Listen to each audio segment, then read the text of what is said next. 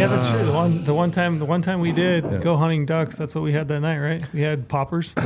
Where? When we were in Kansas. Oh yeah, Geese and ducks. I guess we're hunting ducks, we're hunting geese. Their breast meat is like perfectly shaped for it too. Makes it really easy. Yeah, we rolled them up with some bacon and jalapeno and cream cheese and toothpicks, and that was pretty tasty. That's what I lived off of in college. Yeah, right outside of Aber Hall there in Missoula.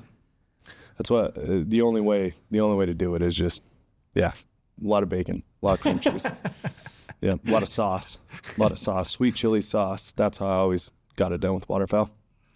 I'm not a chef though either. I have no clue what I'm doing with like flavor profiles and you don't have a nice wine pairing for them? No, I never necessarily had the time to like, you know what I mean, dedicate to figuring that out. I'm pretty bad cook in general, so I can mess up toasts. I can run a grill, man. I can run it. I'm not talking braised meat and soak it. I'm not talking that. I'm talking about you just a piece of meat in the grill. I'm perfect on that. Ready to go. A couple minutes on each side. I got a really good gut feel for how long it needs to be on there. But then beyond that, I don't know what the flavor is supposed to be. Salt and pepper. I wish I did. But don't you ever wish though, like every time I have someone else cook wild game, I go to some of these events or shows and someone's cooking wild game, I'm like, man, I don't do wild game justice as it should be. 100%. I cook the simplest thing ever. Yeah. Like you're saying, throw it on a grill, throw it on a pan with some oil on it.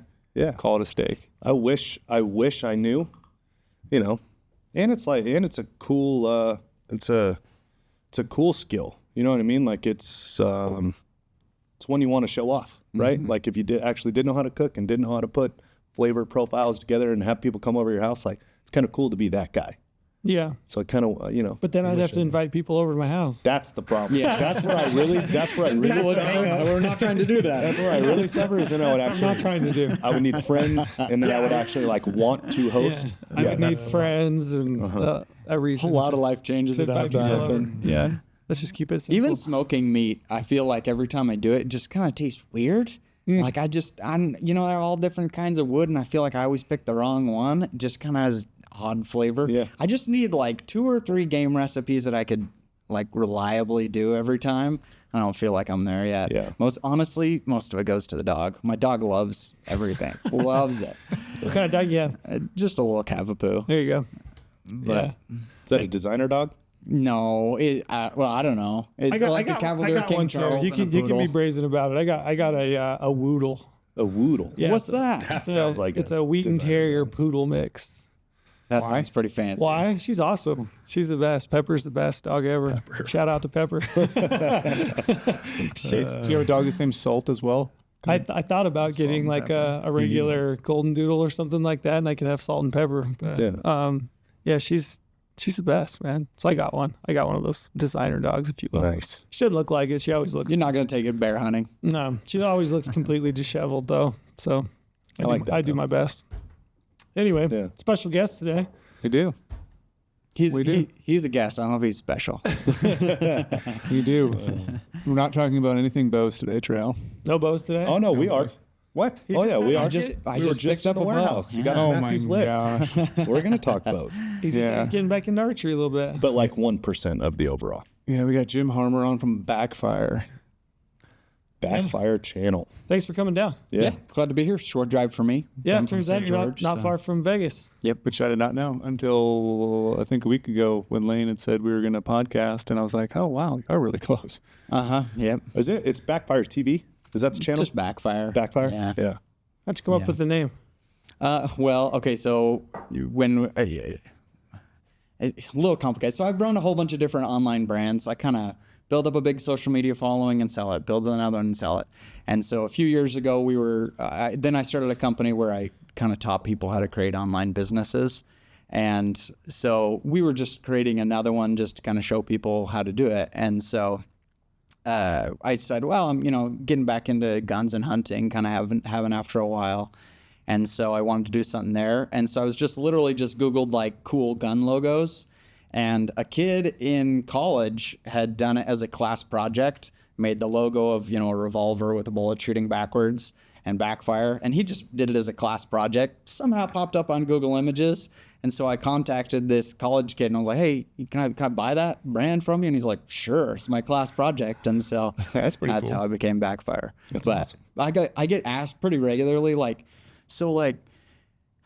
how would you know if a gun is backfiring? I'm like, no, it's not even a thing. But I get asked that pretty often. I'm like, you don't want your gun to it doesn't do that. Yeah, but that's maybe your old truck, but not your gun. That's the thing with a brand is like you want the brand to stand out. And, I mean, it stands out. It's something you don't want it to do. And yeah, it's cool. I like it. Yeah. Was there something about that logo that you knew would like hit with people? Or just the bullet flying backwards and Backfire. I just thought it was cool. Gotcha. Just I thought it would be something memorable, whatever. Yeah. And now it's kind of weird because almost everything we do is, precision rifle and hunting, and we have a revolver as the logo, whatever. It just is what it is. Huh. And once you get a logo, you kind of got to stick with it, huh? Yep. Smart people, at least. So how long have you had the channel? A lot of people like to rebrand a lot. I think it's 4 years old, but it was, 4 years old? That's it? I think so. Wow. But it was something that we spent like 1 hour a week on because we had the larger brand where we were, doing internet marketing. And so it was kind of just our little hobby side project. And anyway, when I sold out of that business, I took Backfire and I was like, well, maybe I'll do this as my next thing. And so it's only been 2 years that we've been, really doing it full time. I think it had under 100,000 subscribers 2 years ago. And so it's what moving. do you have now? I think 850,000, something around there. What's it feel like to close in on 1 million subscribers? It's a lot different. Like now, like most of the time, if I go to the grocery store, somebody's going to stop me and say hi. Right. And so it really is different than it was before. It feels like, hunters come out of the woodwork. I'm just amazed how big the industry is. Like when you walk around SHOT Show, the first time I went to SHOT Show, I was just blown away. Like it's massive. Yeah. Like if you walk, you guys have been there, I don't have to tell you about it, but if you walk all the aisles of SHOT Show, you walked 13 miles of booths, all of those companies for just this industry. And it blows you away how big the hunting and gun industry is. Really, yeah. It's crazy. That's an actual metric? It's 13 miles? Yeah, so they had it on their signs. A half marathon of just booths? Yeah, and it feels like it, doesn't it? It does. Yeah. I know every day, every time I've ever been to it, it feels like I worked that day, even just walking. It feels like I did more than backcountry hunt. Yeah, I mean, honestly, even like the Western Hunt Expo. Yeah. Like when I would get home at night, granted, there was a couple nights that we didn't get home till the morning, but I mean, if I felt worse than a backcountry hunt. Yeah, you can see people walking around, somebody walking around with, nicer dress shoes and stuff. It's like, hey, it must be your first time here. Yeah, exactly. Yeah. If you've been here a bit, you're wearing running shoes. Yeah. What I really hate, though, is the best footwear I found for shows is literally a stiff mountain boot. But I hate to wear it with compression socks. And you look like that douchebag. Yeah, like I'm just wearing my hunting clothes, being all tactical, walking around. You gotta pair it with a pair of jeans. So it's a little combo. Those are the best. You can't show up in your Sitka head to toe and your boots. But compression socks and a good stiff pair of boots, that is the I was just talking to Campos because he was up there Thursday, Friday, in a pair of running shoes, and he's like, "Man, my lower back is just torched." And I said, "Yeah, boots, man. Saturday I wore boots. It was a much better experience." Yeah, but it's kind of a small world, though. I don't know in what capacity he worked with you, but my friends used to do stuff with you, Brad Hunt. Back in the day.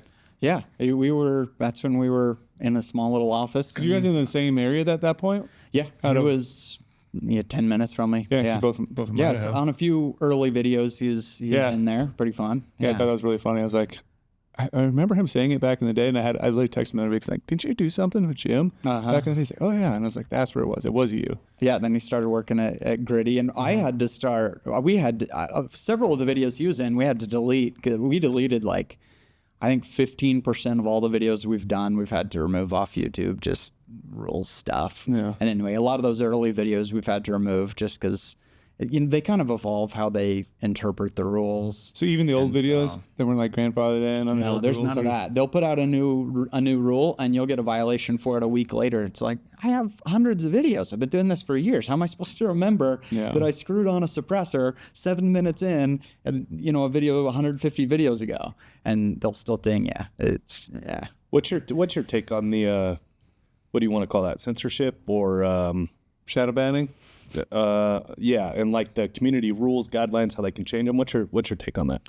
I mean, I as much as I am so frustrated with YouTube and some of the ways they do things, and everybody is, but I honestly feel like they're doing a much better job than most social media. I think, on YouTube, you can get a big following. It can grow quickly in guns, right? And you try to do that on Instagram, good luck, and you're just never going to know what happened. You're just going to feel like, man, nothing's happening here. Yeah, they just hide the algorithm what's happening.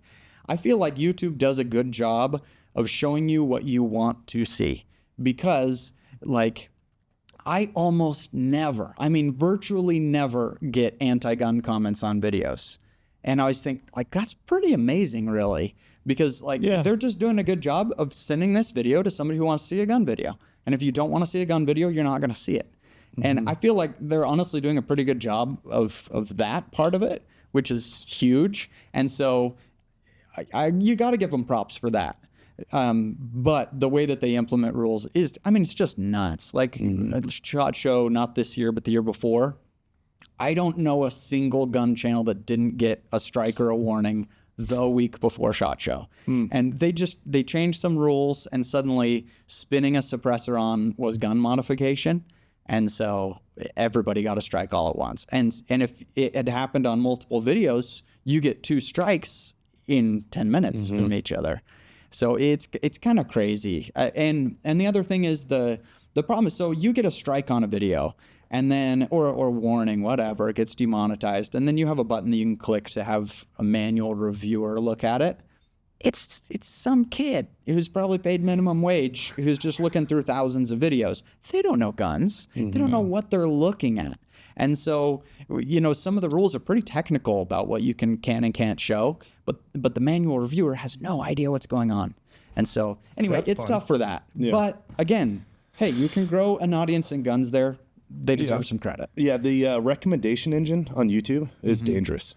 I have to be really careful when I hop on there and going down a rabbit hole, because their recommendations are literally spot on. Yeah, it's like they have a bug in my brain of what's in the back of my mind while I'm watching a video. I'm like, oh no, now I have this question. That's the video that's sitting there. Yeah, you're watching YouTube Shorts and you just stay 5 extra seconds on a baseball video. You're gonna watch baseball. Yeah, for exactly. A week. Exactly. Hate that. Yeah. It's a dangerous game. Did you ever feel real careful? Do you ever feel nervous though, being on YouTube, what they could change in the future to make it even more impossible for you to produce cool content? Oh yeah, I feel like it could happen anytime. No. I feel like we're all on borrowed time on YouTube. We'll see how long it lasts. But that's I've been a full-time content creator for 13 years now, and with different brands and stuff. And so I kind of feel like you're like a frog on a lily pad, and the lily pad is always sinking. And you gotta be finding new lily pads to be jumping off to, right? And so I right now I'm really trying to build up a Twitter. It's small, I have 3,000 followers on Twitter, but I can see hey, that's a promising one that we could go to. And if they keep building, a Rumble, a Twitter, whatever, I'm gonna at least start building some groundwork over there. Yeah. Right. Get to a podcast, because a podcast you can control. You can send it out, and Apple's done a couple weird things, whatever. But anyway, there are ways you can kind of protect yourself. But if you just wait on the lily pad, eventually they're all going to sink. All of them will. If you're not being forward thinking at all, you can all of a sudden just lose it one day. But now you're like I said, you're going other places, trying to take your big audience, move them somewhere else. And yeah, it'd be kind of scary to just build something and be so passionate about it, and helping people a lot, and then one day it could be gone in your libraries. Where's all this content? Yeah, where's all these cool comments? These people I've been messaging for years, back and forth, just gone. Yep. Do you see Rumble as the go-to? No, I don't know that it's gonna really be the one that's growing. Just because everybody says Rumble, but everybody's watching on YouTube. You know what I mean? Yeah. And so I don't know. I don't. It also, just the interface and stuff, it just feels old. Yeah. I hope they grow. I want them to. I'm not convinced though. I think Twitter stands a much better chance of adding video features and becoming a legitimate place to watch video. I'm genuinely curious in that, and I try to ask as many people as possible, because for us, like we're not content creators, right? But the peak of the mountain for us as a business, as our business model, is content first. Yeah. Right. Like the whole paid for marketing, all that stuff. I mean, we do a little bit, but not really. We really specialize in us being a content to product model. Yep. And I take a lot of pride in that. So it's like, we don't know the rules and pay attention to like the, where the rivers are flowing in that world. Although now talking through this, I realize how dumb I'm sounding that I take pride in content being our the peak of our mountain. But yeah, like it's weird for us because we put out a hunting video and then we'll get a strike because we showed harm to an animal, or we'll get this. So we get changing stuff all the time too.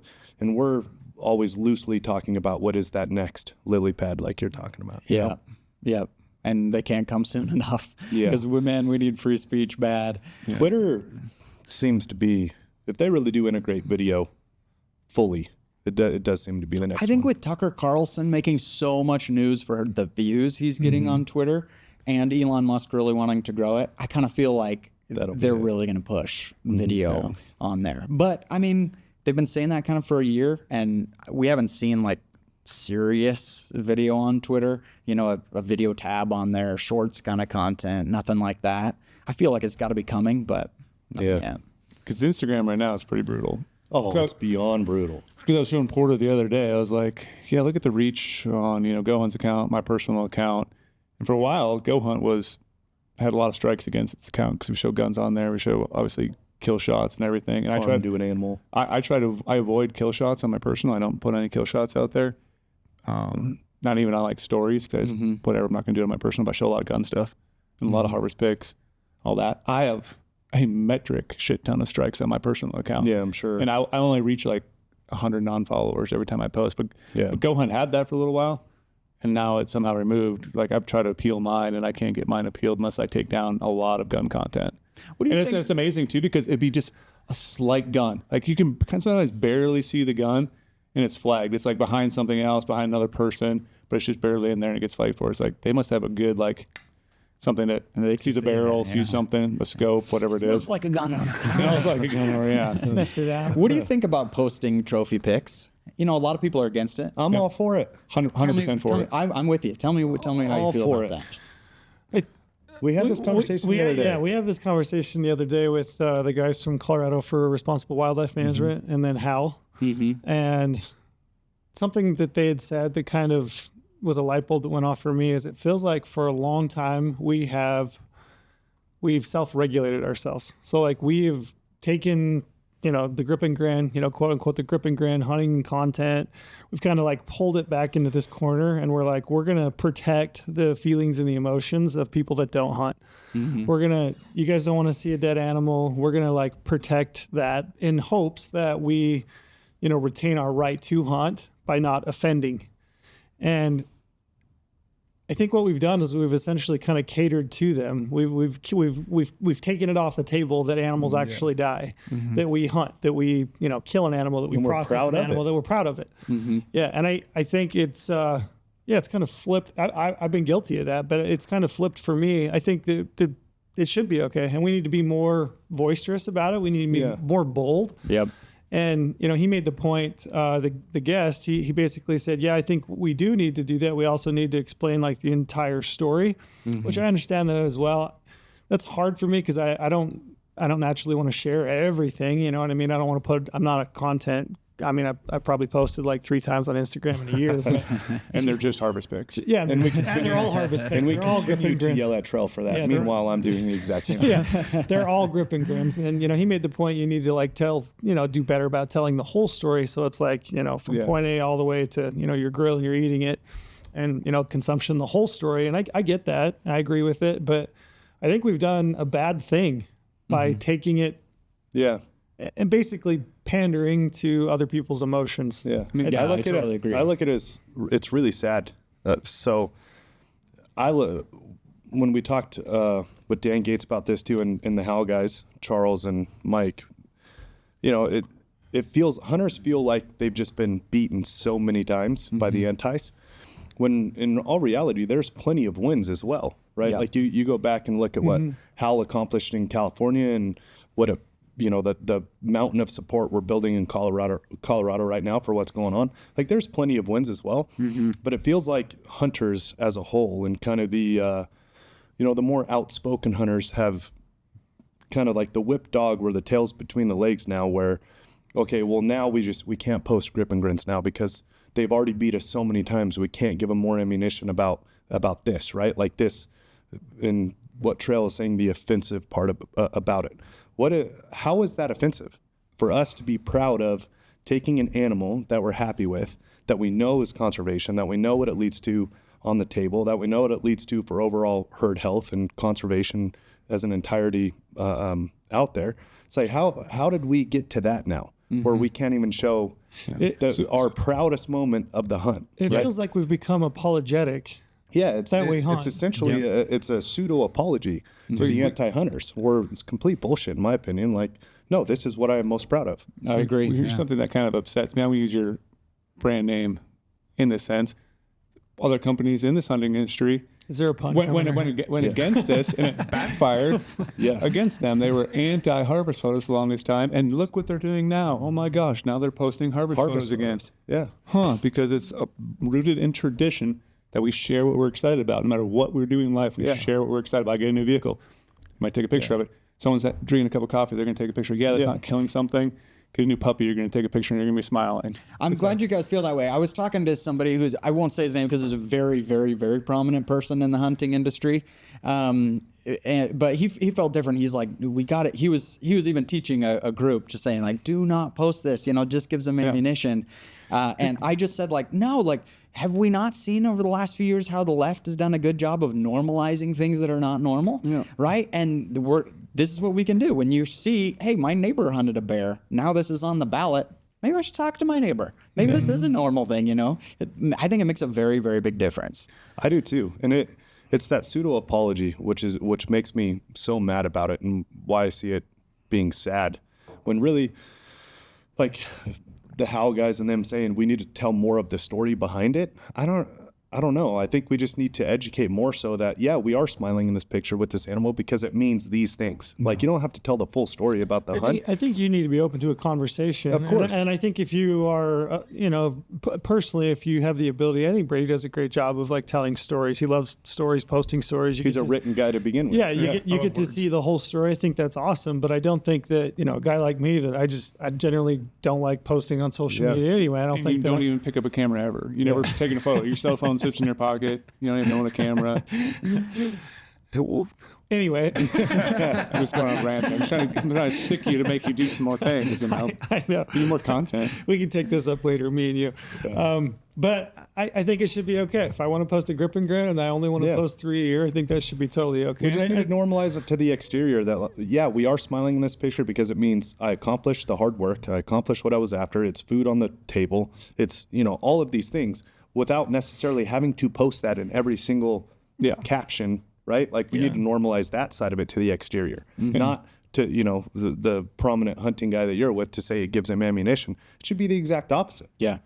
It should be a deterrent for them that all hunters are banded together and know exactly what a harvest photo means. Yeah, and when you see social media freak out because somebody posted a picture with a giraffe and then we all back off, you just gave them the win. Give them a win. Gave them the win. Yeah, you've complied through your silence. Which is the way I kind of look at it. You're offered compliance, which I mean, if hunting's been, that's the thing that's so annoying about it is hunting has literally been, it is the basis of mankind. It's the beginning of time. It is the beginning. I mean, it really is. We have hunted forever. It's before weapons. Yeah, and to think we were pushing animals off of cliffs before we had weapons. Like humans were able to have weapons. We were harvesting animals. Yeah, and to think you're going to remove that number one predator on Earth, human, out of the circle of life, and suddenly everything's going to be better. Yeah, probably not. Yeah, so I think we've, hindsight's always 20/20, but I think we've overcorrected. wildly, pretty massively, yeah, in my wildly opinion. overcorrected. Obviously, they have to be tasteful. In a way. But tasteful can mean a lot of different things for a lot of different people, which that's where I think it might get a little scary. But like, clean up some blood, do all that stuff. Like, represent that animal in a good light. I agree. First time I took my kids to Africa, this was new, hunting to them. And the reason we had to go to Africa is because they weren't 12 and they couldn't hunt in the United States. We got to talk about that. In a lot of different states that won't allow kids to hunt. I feel like it's such a tragedy. Kids need it, man. And so many states not allowing kids to hunt. I wish we could do better than that and let parents decide. Anyway, but the first time they went and they shot their first animal, when they went to take that picture, they wanted to like ride the animal. I'm like, no. Like it does take a little bit, the tastefulness, and think about how's this going to be viewed by somebody else and showing respect to the animal. But and you're always going to have bad eggs, and no matter what industry you have, you're always going to have some people think this is really funny, and they don't really mean for it to blow up and get sent people, but then everyone can screenshot things, and it gets passed around. Yeah. An untasteful photo, but... I mean, I think you need to show respect to the animal, but I mean... That's where I was going to go. I was just driving down here today, and somebody asked me about a picture that I'd posted on Instagram. I think it's this picture right here. You can see a lot of blood, right? A lot of lung blood. Guess what? Animals bleed when you shoot them. Yeah. Mm-hmm. So like, I don't necessarily look at that as a distasteful photo because there's blood in the photo. I mean, animals bleed. Everything bleeds. You bleed. I think it's just it's the very simple format of respect or disrespect. What do you think, Brady? I'm colorblind, so it really looks gray to me. It's very bright red. I think that shows a respectful, humane take of that animal, and that's all it should be viewed as. That's the way that I look at it. Clearly, you gave respect to that animal, both in the preparation and practice to make that shot, and then also in the picture you took of it. Right? It's like you're obviously giving, you're giving praise to what you just accomplished in the animal that was there, and it's very simple. I look at it as a very simple take of you either have respect for what you just did, or you're going to take a disrespectful moment, right? It's like, I think you only talk about the respect. That's my opinion. We've all seen some dumb shit, right? Yeah. And I think there's a line, but blood for me is not it. And I don't understand how that could. Yeah. I mean, I saw dumb shit last night. It was a fight that broke out in a basketball game at the end of the game when they're shaking the handshake. Like, that's putting that sport in a bad light. Right. Bad, tasteful. Harvest photos is putting it in a bad light. There's always going to be that no matter what you do in life. What was the comment on that picture? The guy just asked me. He was like, "What do you, what's your take? What do you think?" It was a DM. He just DM'd me. Okay, so I can see that a little bit two different ways. I don't know that I really have an opinion, but I can see both ways with it. That, like, let's say somebody's a vegetarian and we're going to try to convince them to eat meat. Mm-hmm. Are we going to lead with showing bloody pictures of cows in the slaughterhouse? Maybe not, right? And so I can see that side of it. I can see that. That. Like, okay, maybe some people start. I mean, I see that picture and I'm like, oh, let's see where he hit it. Yeah. It doesn't do anything to me. Right. But I can at least see the point that somebody might think that. I'm curious why you asked the question. Like, what's going off? Like, what in your head? I guess just that conversation with the prominent hunter where he was teaching people to not do it. Yeah. And I just feel like it is like critical that we do constantly talk about that kind of stuff. Yeah. I agree. Mm-hmm. Yeah, I think the more united we can be, I mean, everybody's going to have their own personal take. It's a little bit subjective, and I get it, but to me, it just seems like I think we've overstepped. I think we've overcorrected. So I was curious. Good. It's good debate, I think, to have. I think it needs to be brought back up because of the overcorrection. Yeah, I do too. Mm-hmm. Uh-huh. Anyway. And obviously, there's still people out there that are pushing and promoting the anti side of harvest photos, which we gotta get this solved on a bigger scale.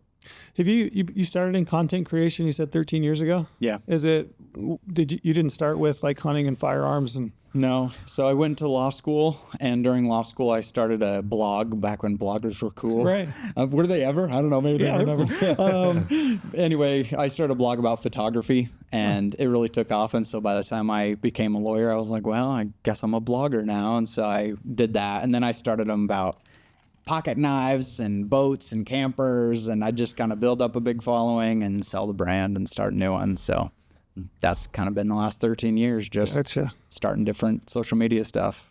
And let's talk about the firearm and gun things. You've always and passionate about guns? Yeah, I mean, throughout high school, I worked at like Boy Scout camp, and so I'd be up all summer long. I'd live up in McCall, Idaho, and just work at the gun range all summer. And then, so I'd know exactly where all the deer were right outside the range. There is all national forest land. And so my first time hunting, I think I was 16. My family, not a hunting family, but I worked at the archery range and watched deer all day, and I was like, I can figure this out. And so like my first hunting season, I think lasted 43 seconds, the very first time I killed an animal, because like I know where the deer are. I see them every single day. And so we went and shot one, and my dad was, not a hunter at all, but he was just, an awesome dad, and was like, oh, let's go take Hunter's Ed together and figure it out. And so that was all throughout high school, just guns and hunting. But I didn't, like as a kid, it wasn't there. Just, when you're a teenager, just kind of decide you're the this or that. And I just decided that was guns for me. Yeah. When you decided to start Backfire, I would assume it was because that was you had a passion for it, right? A passion for firearms and guns. Yeah. And I'm curious as to, like you built up channels, and those were obviously must have been things that you were interested in, right? Do you think like that is that what has made that channel successful, is because you've had like a personal interest and passion? Yeah, I think so. And, just like anything else you do for work, you do it for long enough, you kind of, you figure some things out, how to make it grow. I will say that I was most definitely not, an expert in firearms or hunting when I started the channel. I don't know that I am now, but I mean, I was very intermediate, I would say. And, honestly, when I go back and watch some of those early videos, I'm like, oh my gosh, that's a lot of misinformation in a lot of those videos. But, I feel like I've tried to be, upfront with who I am and what I've done, and just kind of sharing as I go along, and kind of, it's cool when you can present content that way, when you're in the shoes of your listener, because you're asking the same questions they are and stuff. And I feel like, honestly, that's been really helpful. So anyway, it's been fun lately that my wife has really been she is suddenly really fascinated by guns and stuff. And so she's been on the channel a lot more, and now you can see it through somebody else's eyes. It's brand new, where she'll sit down to go to shoot something, and just take like 45 seconds to find the object in the scope, and you're like, oh yeah, that's actually kind of hard when you first start out. Yeah. And so I think it's cool to have that piece in the content. Yeah, it's interesting you say that, because you say you're not an expert in guns and hunting, maybe even today, which the beautiful thing about content is you don't need to be. What you are an expert in is asking and answering the questions that the majority of the people out there are wondering, right? Yeah. That's what you're an expert in. You know how to watch your wife and say, oh yeah, that's a one-on-one thing. Like there's probably a lot of people that want to know about this. Yeah. That's the beautiful thing about content, is you can be an expert in the questions, not necessarily the content, or not necessarily like the topic itself. You know what I mean? Yeah. Because we go ultra expert. I mean, how many people are going to be able to understand the ultra expert? That's what I was curious, because I think that's what makes it successful. I think that's probably why, at least the channels that I follow, the people that have been wildly successful, I think it's because they're coming at it from a genuine, like, one, they want to create content. Yeah. So they have an interest in it. And then they know the questions to ask. And they're good at the questions. They're good at the questions, and they're also just very good. They're genuinely curious. Like it's something that they want to answer for themselves, and create and put it out to everyone else. Yeah. Yeah, absolutely. And there are benefits of both. There are some channels in the industry that are experts, and they're awesome to watch just for totally different reasons. Yeah. Ron Spomer's been doing this forever. He's an OG. So much knowledge. He's crazy. He's forgotten more than I've ever learned. It's incredible. Or you listen, like, Vortex podcast. They're, not Vortex, Hornady, doing a whole bunch of, very technical, ballistic kind of stuff. And that's awesome to watch too. I think, you can succeed in a lot of different ways. Yeah. What was it, speaking of like different stuff like that, doing cool stuff on the internet, what was it like shooting with Eric Cortina? Oh, he's awesome. He's a good friend of mine. So dude, I feel like that guy's awesome. I watch a lot of his stuff all the time. Yeah. Just the way he presents things to people, like you're talking about, like very knowledgeable, to a T. Can tell you his opinion. I don't know him. Who is he? You know who this guy is? Long range shooter. He's a world champion F-class. What would he compare to in archery so we can put it in Trail's terms? I'm not going to know this person either, so go somewhere else. Is he like a Levi Morgan? Yeah. He's probably Levi Morgan. Okay. Put it in football terms for me. He throws a ball and they catch it, and he's that guy. Is he Tom Brady? Like is he like the Patrick Mahomes, Tom Brady, or like who is he? He's won a ton. He'd probably be considered a Patrick Mahomes. I don't know. Yeah. Troy Aikman. Oh, there we go. There we go. You're a Cowboys fan. Okay. That's cool. Anyway, so we were on a media hunt down in Texas, and my son went with me, and we had one extra day in Texas. I was like, sweet, we got to, I'll text Eric and see if we can hook up for a day. And so my son, has been shooting all along, but I was a bad dad, and I got him shooting the big guns too soon. And so he just developed a nasty flinch. I mean, nasty. And we've worked on it forever and just could not untrain the flinch out of him. And so Eric spent a day with him. I was like, hey, this guy's the best of the best. Just let's go spend a full day and just learn how to shoot long range. And I think Eric had him pull the trigger on a live round like 15 times the whole day. He's like, we're just going to dry fire. Yeah. Hour after hour after hour, just dry firing there. And honestly, like it totally worked. Like everything he was teaching, he was like, no, just shooting is actually just going to get in the way. We just need to dry fire. And I said, is that just because he has a flinch? He's like, no, I do this with everybody. Just dry fire. And it was really fascinating because, I dry fire practice for like 5 minutes. I'll pull the trigger 2 or 3 times and I'm like, yep, I didn't jump. I did it, and I'm done. I'm done dry fire practicing. I don't know what else to work on at this point. But he just went through so much little nuance. When he was pulling the trigger, he didn't even want your eye to like have a little flutter when you pull the trigger. Just absolutely nothing happened when you pull the trigger. Absolutely nothing happened. Because he's like, if your eye flutters, you can't see through the scope to see where you hit. That's the most critical part, And so anyway, just working on that, and we're like 4 hours deep into dry fire practice in the hot Texas sun, and he was still, let's work on this little technique and that thing, and it's just so much deeper than I ever imagined. Yeah, I always think everyone should dry fire practice all the time. Like dry fire practice in your house, obviously make sure everything's safe. But like I do it constantly. We were telling down in Mexico the other week with our GOHUNT winners, I was having them do a bunch of dry fire practice during random times of the day right before we pick shots on animals. Let's just dry fire. Yeah, it was the first time hunting with a gun, like at least Western style hunt, like longer range stuff, longer than 50 yards because they're whitetail guys in Indiana. But yeah, Brady had them dry fire for an hour, over a lot of time. Yeah, because it's like Eric does it. Very important. What do you think of Eric's tuner breaks? They're awesome. Do you play with them? I've never actually played with them in person, but I've watched a lot of videos. I see a lot of other people commenting about his tuner breaks all the time, that they are worth it and not worth it. But what's a tuner break? Yeah, what is a tuner break? It's trail. No, hey, this is a genuine question for me too. What's a tuner break? It's like a stabilizer for a gun. Yeah, you're able to basically, a muzzle brake, but it has different settings on it where you can adjust it. So it's moving it forward and backwards kind of on the barrel. So it's basically adjusting barrel harmonics. It's like tuning your stabilizer. And you're basically tuning the barrel harmonics. There we go. Okay. To the set load you have. So some people say you can load a problem or fix a problem by doing some load work. You can also tighten up your groups or open them up by using a tuner brake.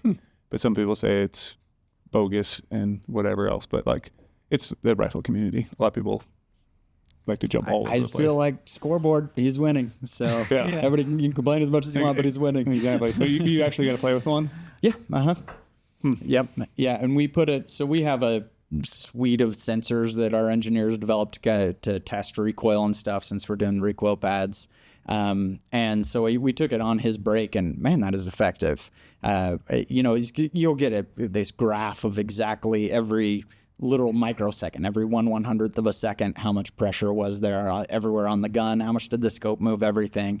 And that's a really, really effective brake. Yeah, they're pretty cool. The problem with brakes is just the sound, though. And so, I mentioned my son that I messed up his shooting. I said, had him shooting too big of guns too early. I don't really feel like that was the issue.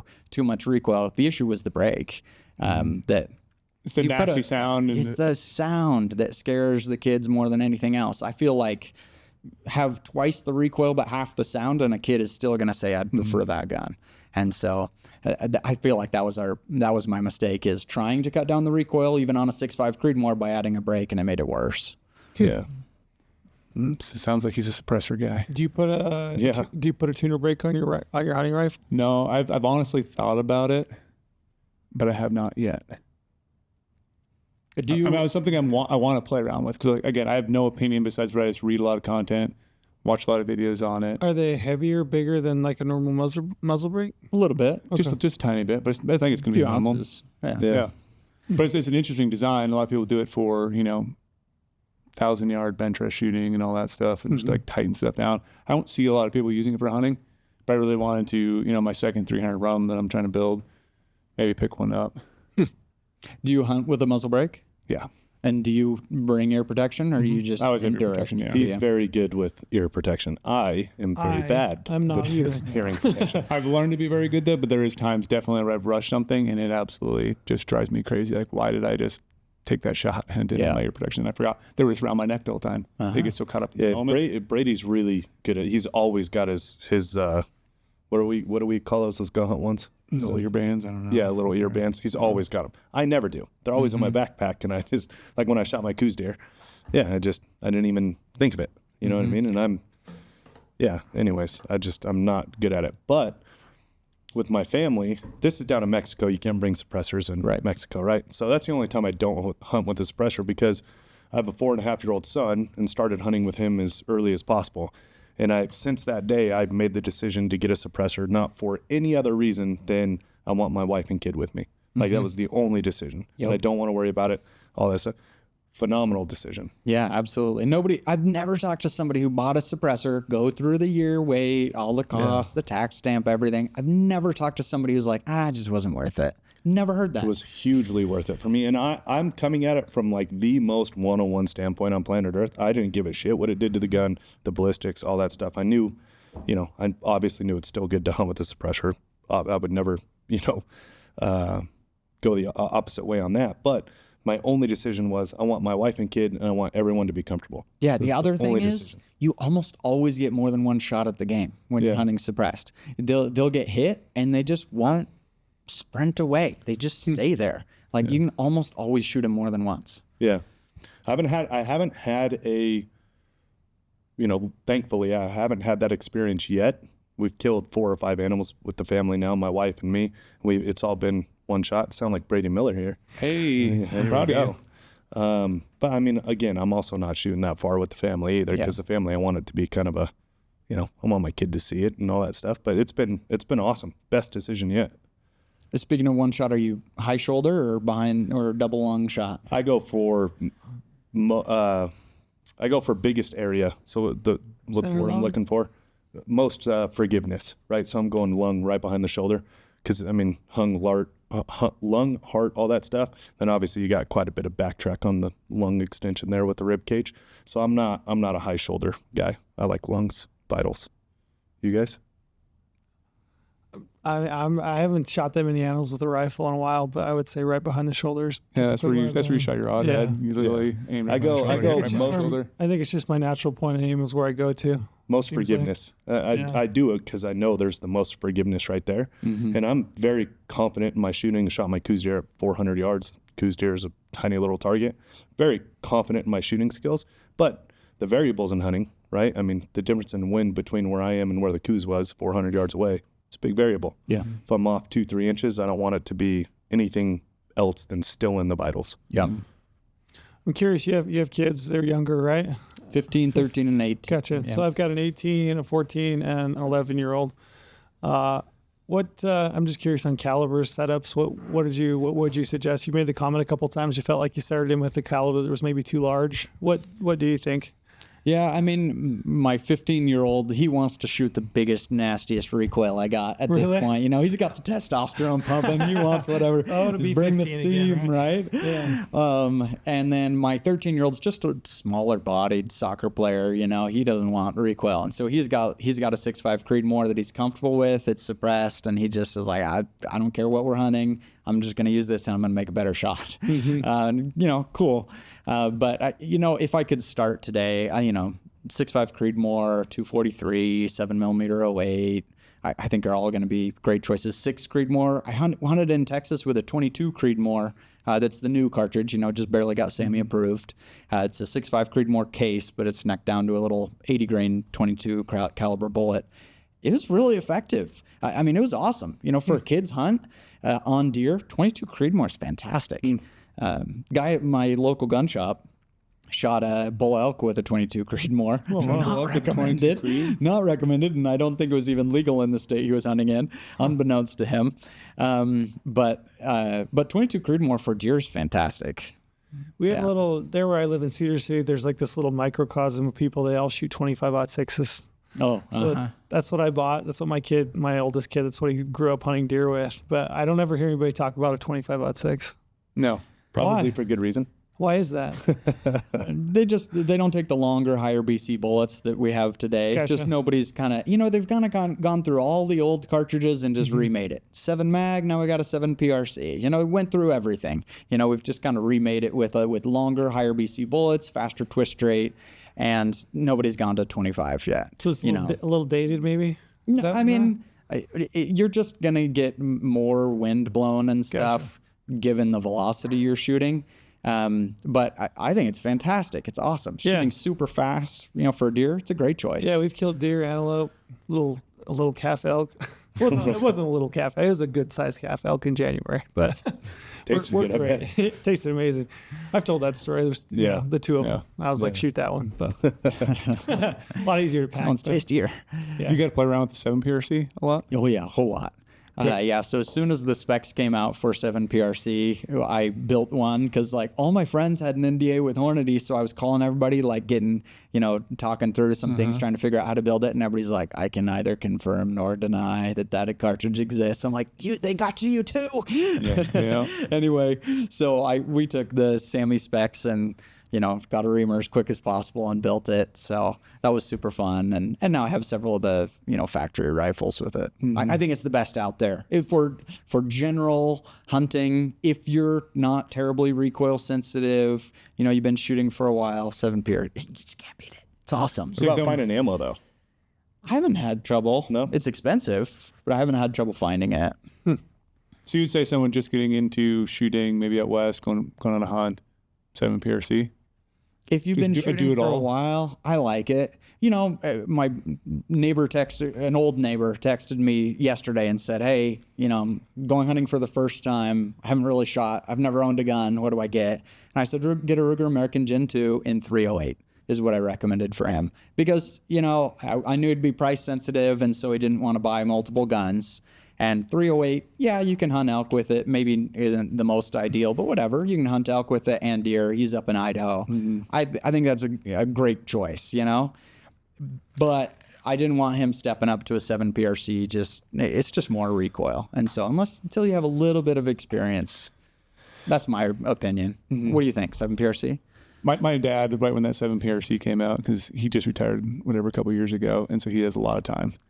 And he geeks out when it comes to guns. He loves long range shooting and everything. He has a ton of custom guns. He said that 7 PRC is everything he's read. It is perfect for 99% of people. I think so. And he keeps hammering me. He's like, Brady, you have all these 30 cals. You need to branch out a little bit and get something different. And I haven't bit the bullet yet and picked up a 7 PRC, but it's on the list of something that kind of intrigues me a little bit. I have a hard time justifying hunting the way I hunt with it though, because I do love a big 30 cal. I just love everything about them. What do you hunt with? 300 rum? 300 rum, 300 Win Mag, yeah. But if I could get a 338 Lapua, if Brownie could make one, I would have a 338 Lapua. That's right. Lapua improved. That's my dream cartridge right there. No replacement for displacement. Love big guns, man. Yeah. I like the 7s just because of the higher BC. Yeah. I feel like if I'm gonna screw up, it's because I didn't call the wind right. And so anything that's gonna cut the wind better, that's what I want. And when you look at just I have a ginormous Excel sheet where I kind of get reference loads for all the different cartridges and stuff. And when you look at the 7 PRC, it just feels like an error. You're like, there's no way that's right. Yeah. Looking at all that, it just cuts the wind so much better. Yeah, it does check a lot of boxes. I might make some of the listeners mad asking this question, but some other ones I'll make happy. Explain BC like I'm a 5th grader. Okay, so it's two things. So I'm the fifth grader. yeah. Explain. I'm sure some people are going to be like, You just texted you a minute ago. You asked. No, you asked. I'm sure there's others. Because we all, and this is, we all talk BC and we kind of take it for granted, but just explain what it is. Cool. Yeah. So it's two things. First, it's the aerodynamics of the bullet, right? You know, how sleek that thing is. It's going to cut through the wind better, be blown by the wind less. The second thing it is the mass. And so, you know, if you pick up a tiny, tiny little pebble and I pick up a nice fist-sized pebble and we have a contest, who throws it first, I win, right? You get a tiny pebble, it's just hard to put much energy into it that's going to keep it going. So you might think you want That was a good fifth grade one right there. Yeah, So there we go. Anyway, so it's those two things. It's a model that's going to predict how flat that thing's going to fly. Yeah. And obviously in that example right there, the small pebble and the big pebble, like there is a magic in the crossover at some point where weight and velocity become like the peak of what it could possibly be. Sure. So that's BC. Yeah, I pick up a boulder and now I can't throw it. Exactly. Yeah. Uh-huh. Yeah. So How'd you get that fifth grader I trail? got it. Yeah, that makes sense. Yeah. I'm rolling. I'm Besides, tracking. doesn't rifle talk sound so much more fun than archery? No. But you know, it brings up the long range hunting every time you talk about the BC. Everybody's like, BC doesn't matter because nobody should be shooting past 200 yards anyway. Yeah. And it's like the ethics discussion has been had a bazillion times online, and I get a little bit tired of it, I guess. Yeah. What are your full thoughts on it? Well, everybody should shoot what they feel like they can confidently shoot every time. 100%. And I have shot with the best shooters in the world. Literally, I went to a school a guy that like trains military snipers, and like literally there are like black Suburbans around and stuff. You had to get Department of Defense approval to just go be taught by the dude.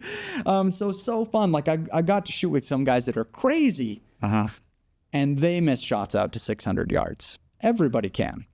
And so I do feel like there's some kind of limit where people are overestimating what they can do, for sure. Because again, best in the world, I've never met a single shooter alive who can make every single shot 100 out of 100 in realistic hunting situations out to even 600 yards. No, if you could do that, you would win NRL Hunter every time because nobody cleans it. Right. And most of those shots are, out to 600.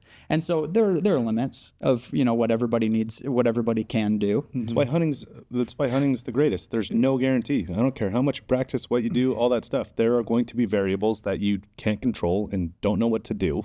Yeah. And that's why hunting's awesome. If you knew you were going to go out there and smoke everything, it's not really hunting anymore. Yeah, it's not a guaranteed science ever. Yeah, Any That's why I shot love that it. anybody makes, whether it's a bow or a rifle, is a calculated decision on their own ability to make that shot. And everybody has to make that decision no matter the distance. Yeah. And like you're saying, nothing's guaranteed, but it's up to each individual to make the best probable guess that they can make that shot in the moment. But I'm curious. So when you say it's like you get sick of that debate of like long range hunting, like in what regard do you think that, like if somebody questions somebody that shot an animal long range, is that you sick of hearing that? Well, I guess what I'm tired of is the armchair quarterback saying you shouldn't do this and stuff, and it's like, okay, but I've shot with that guy. He's good. Yeah. He's going to make his shot. If he's making that shot out to 700 yards, it's because he knows he's going to make that shot, right? And then I'll go hunt with some guys, and they're taking a standing shot at 200 yards. Yeah. And it's like, that is so low probability that you're going to hit that deer. Or, I went hunting with a guy on a really nice hunt that, took some money to go on, and his zero's off by like 8 inches, right? Like, and you look at his scope and it's like just wildly wrong for the scenario and stuff. And so, the distance doesn't really matter. There's some kind of limit, but the distance matters a lot less than just capability as a whole. Yeah. In fact, I have a bet going on right now.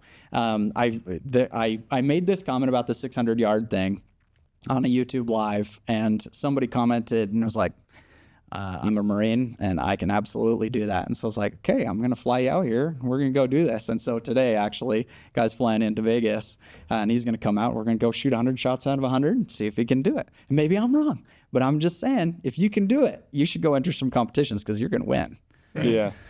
That'd be a good one to try to watch. We had a professional archer on a podcast last week, Kyle Douglas. And I was talking to his dad after, because he'd said on the podcast, he said, I took a shot at an animal, killed an animal, an elk in Wyoming. And he just was like, I'm not going to say how far it was.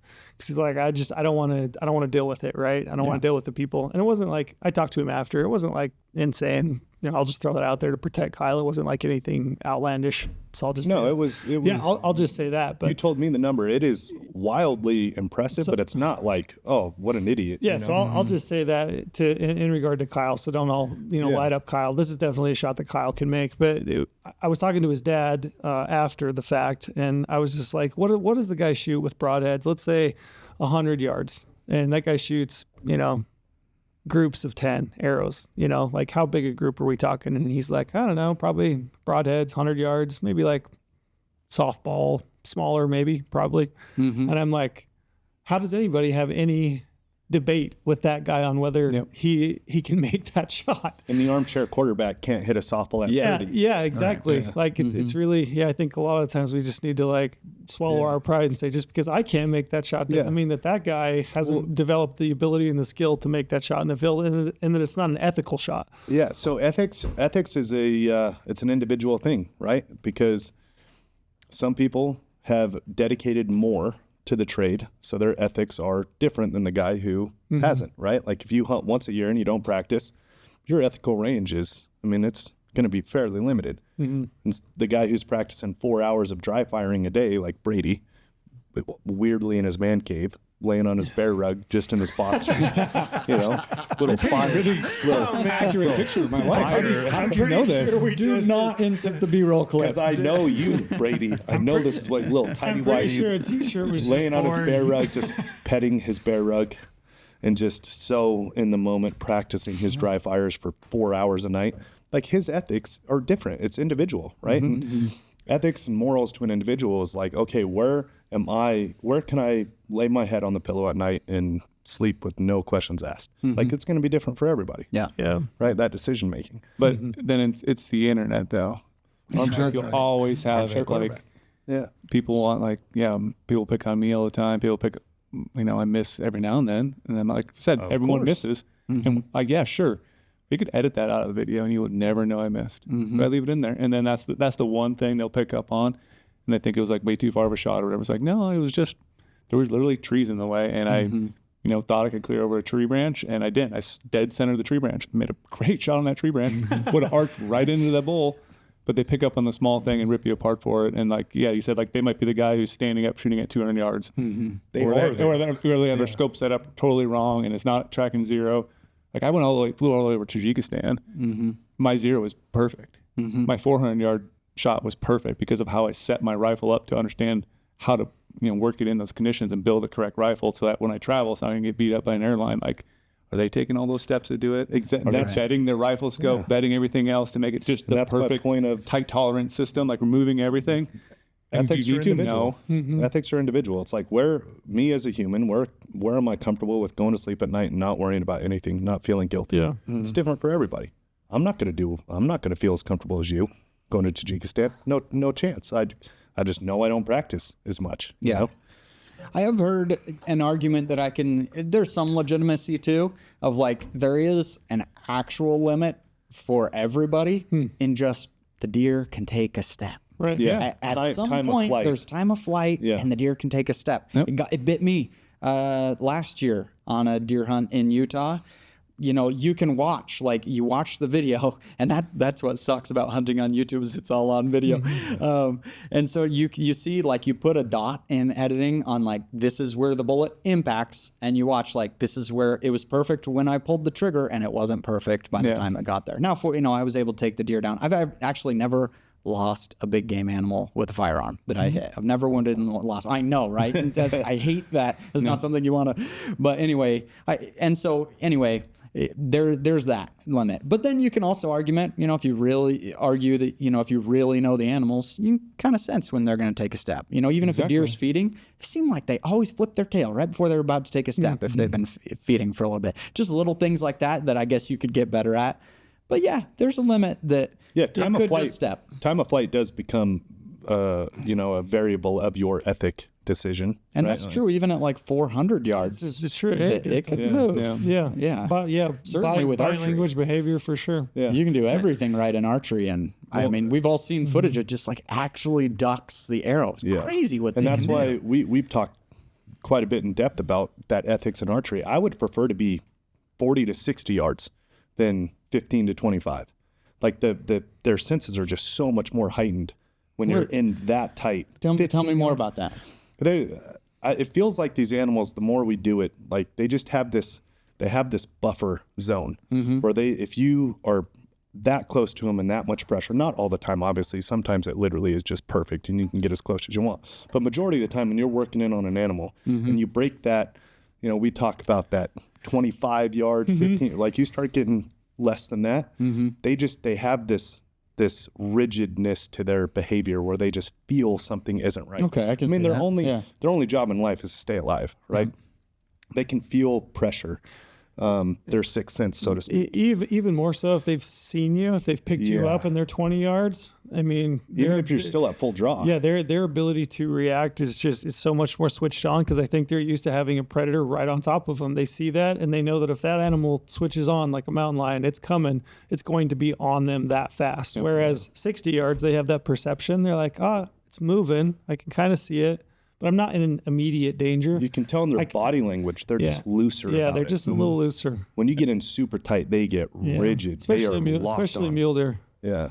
And I think there is a similar thing with rifles too. Like I would rather be 300 plus than be 100, especially for a lot of new people and stuff like that too, because when you're that close to an animal looks a lot bigger too. Like you can see it naturally in your eye. You look through the scope, everything's bigger in there, even if you're trying to zoom out. So I think people have more ability to get amped up. Like this animal's so close. You take a shot right now. How can you do this? And there's not focusing as clearly. Like you should always try to be, aim at that exact hair, that exact spot. Because like when you back up a little bit, you're calmer. You don't have to rush things. The animal does not know you're there at all. You have all the time in the world. Nothing is going to wreck this right now except you just calming your nerves. You get a lot longer time to calm your nerves. The wind is not going to swish. The animal's not going to smell you. All of a sudden run away. And then you're trying to take a rush shot with a rifle, which is never going to be a good thing. And so I think it makes sense with archery.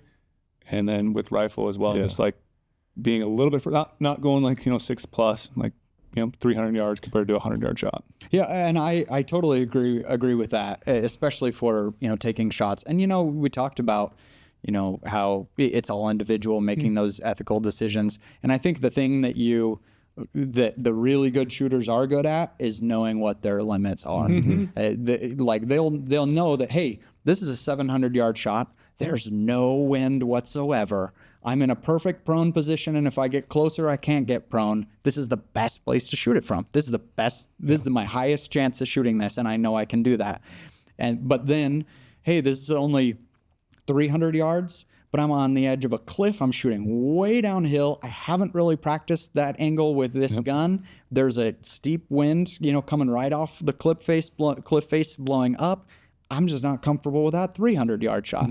And so that's why I get frustrated so much with the ethics discussion, I think, is because that nuance is completely lost, and it's all boiled down to he shot a 700, terrible person. It's like, usually the guys that are doing that really know what's going on. Yeah, absolutely. I've even got torn up before about talking about shooting prone. Oh, really? Like guys are like, I feel like you owe it to the animal to make the best shot possible. So I was like, I would go 25, 50 yards further back. If there's a better spot for me to shoot prone, like you're saying, like to shoot steep angle, like I can shoot 100 yards back. I can shoot off a tripod, but like I don't feel as stable on a tripod. My heart might be racing. I can't quite control everything, and so I will find a place to shoot prone. The guy's like, "Oh, you can't promote prone. There's shooting off a tree branch or shooting off your knee. There's all sorts of other ways to shoot really ethically." And I'm like, the best thing to me is to be the most stable. I owe it to that animal. I really do. I fully believe that. So I will try to find a way. I guess it doesn't always work out. Make do shooting off a backpack or something like that. But I would say I don't want that closer then. But if I'm going to take some animal's life, I want to make the best shot possible. So I will find a way to get prone. I will move left, right.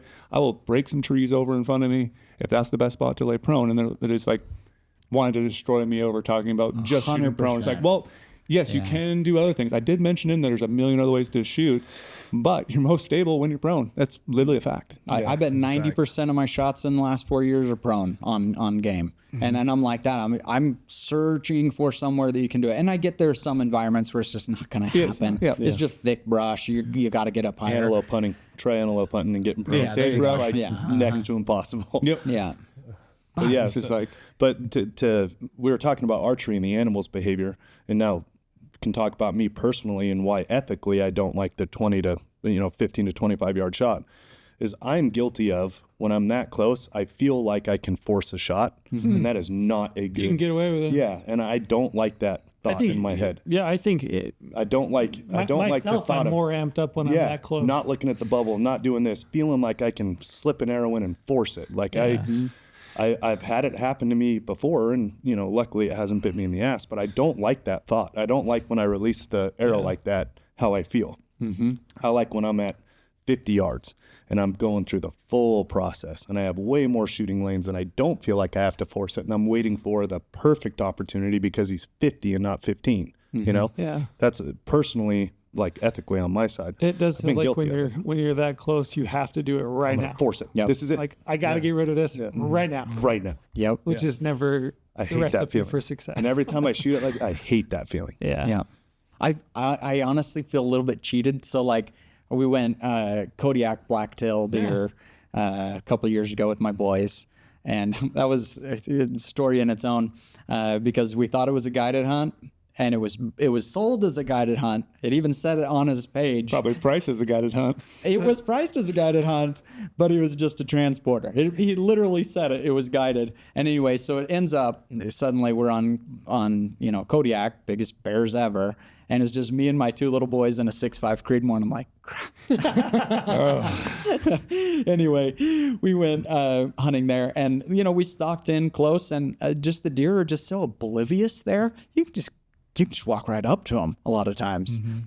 And so we did. I shot it at like 20 yards. It was like I was bow hunting. And after that hunt, I kind of felt a little bit cheated. Like, I love that moment where you're laying down prone and the deer's there. And I'm not saying, I'm trying to find some Hail Mary shot from further away. That's not what I'm saying. But there's just something about that moment, and and that's go. But I felt cheated after that. Well, you're more in tune with it. When you're at distance, you're more in tune with the wind, and you're more in tune with the animal behavior. You're more in tune because it's getting to use your craft. Yeah. I mean, a skill. I mean, we talked about it with bow hunting. There's definitely a difference between a shot that you felt like you rushed and you got lucky, and a shot that you were completely controlled and executed it and everything went exactly as it should. Like, there's a satisfaction in using the skill that you've developed in that moment, which is a whole other thing. Yeah. Beyond just taking the animal. The thing I really like too is sitting there, like when I take my family hunting every year. I enjoy someone on the gun, me and the spotter, another brother to my left. We're all glassing, looking at the animal, like, all right, you guys are gonna take a step out right now. We're all like, kind of talking. Any one of us could pull the trigger. We all would love to be on there, but we're all still excited for the other person, be able to watch it, be able to digiscope it, see how it unfolds, shoots the animal, let's review the digiscope really quick, see how great of a shot it was.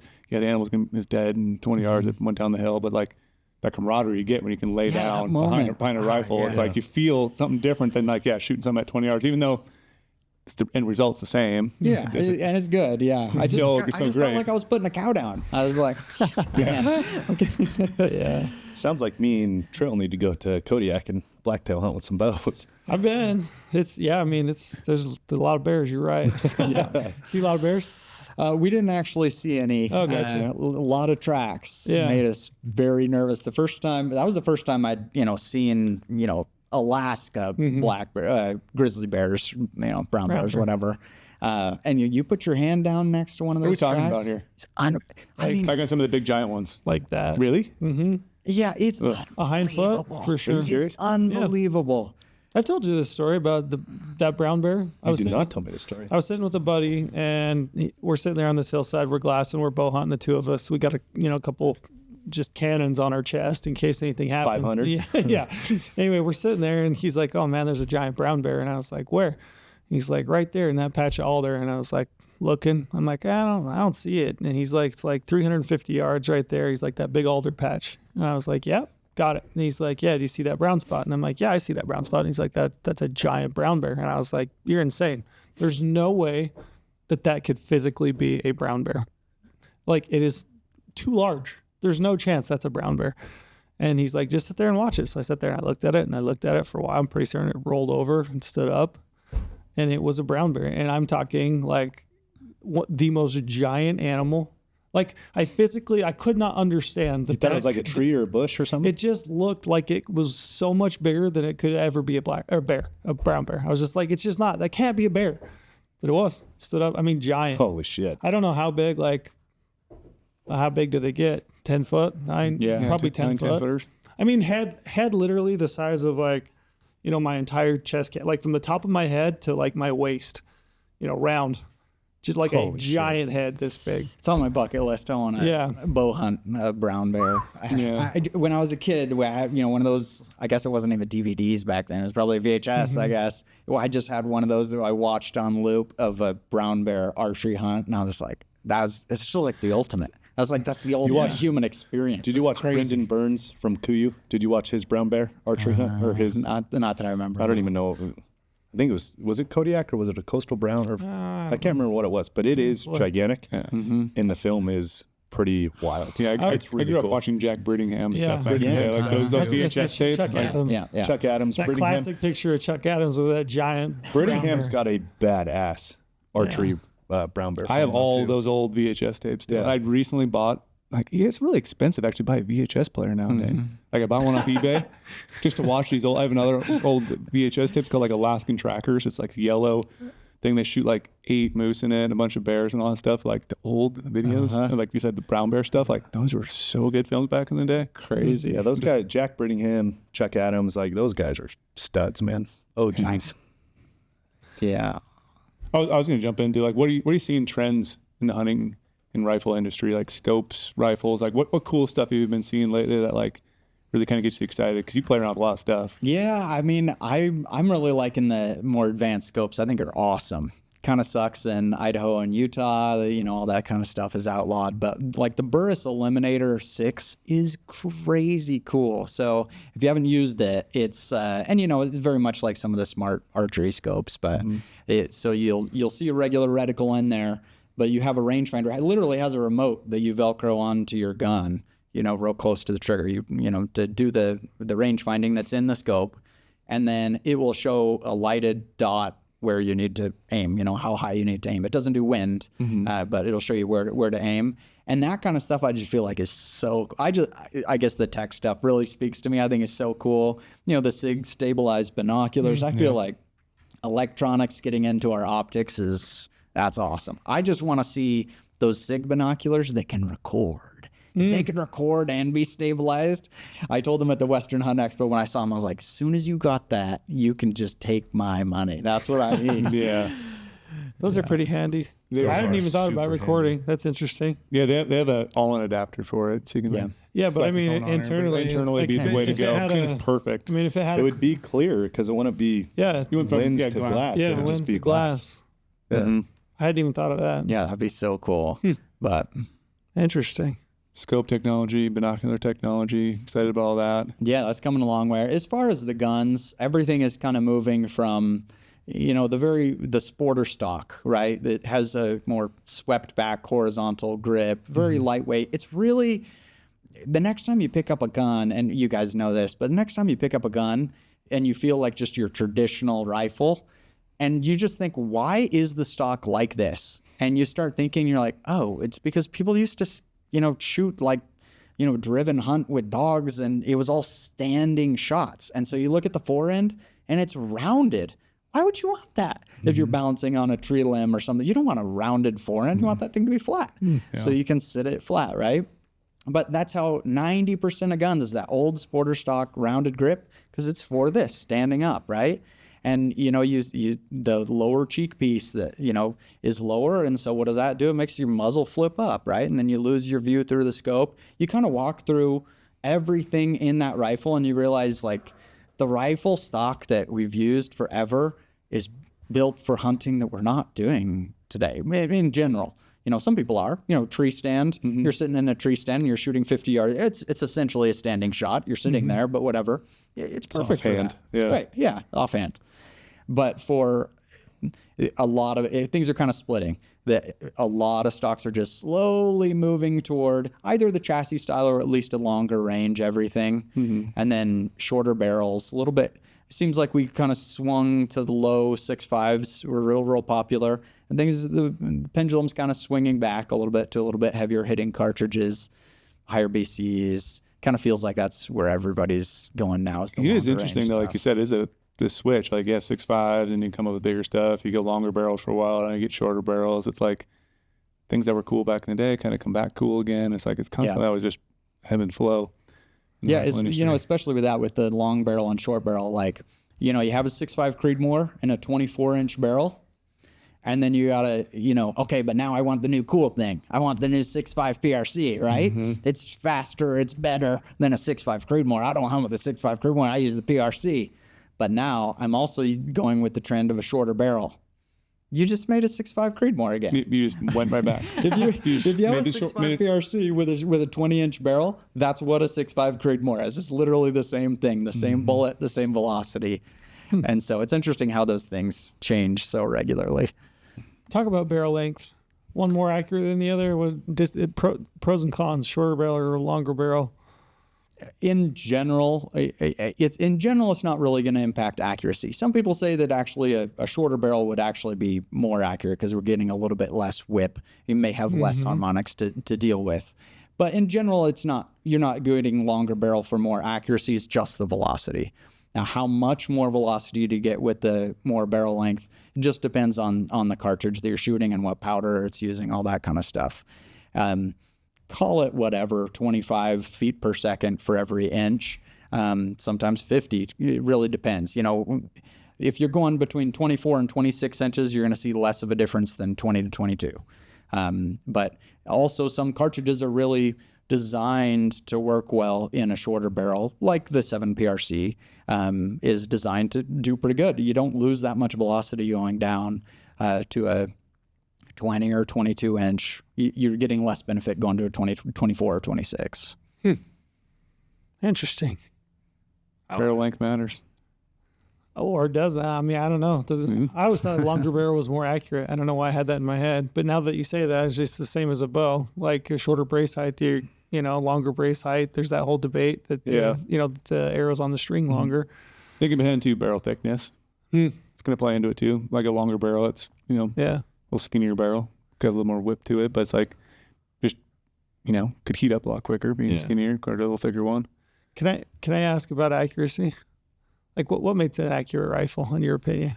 Like it's a loaded question, and I'm sure it's like all the details that go into it. But like from a 30,000 foot view, like what is it? It's a super interesting question because with accuracy, there are a certain number of variables that will always matter. And there are hundreds of variables that could potentially matter, And so when you talk to, because I'm always asking this question of gun manufacturers. When I get to talk to the engineer and sit down, I'm like, hey, how are you doing that? How are you making a Ruger American for $600 that's shooting a .2? Right. How is that possible? And sometimes more expensive guns can't do that. And so anyway, that's what I'm always asking. And they'll tell you, interesting things about, the concentricity of the bore or the barrel and how the crown is done and the bolt, the lug, how the recoil lug interfaces with the stock to make sure it's, going to hit flat against there and, making sure everything's concentric in the bolt face so that when the bullet goes into the barrel that it's going to be perfectly flat. Those are all the kind of factors that could make the difference, or having a free float so that the stock isn't touching the barrel. Everybody always says, oh yeah, if you have the stock touching part of the barrel, and sometimes it touches, sometimes it doesn't, it's going to kill your accuracy. And I'm like, yeah, except I've shot a lot of really cheap guns that'll be crazy accurate that just has a terrible free float on it, right? And so there's that huge bin of things that could matter and maybe do. The combination of them probably does make a difference. But if the big pieces, like if you got a hunting rifle and you want to make it accurate, like number one is ammunition.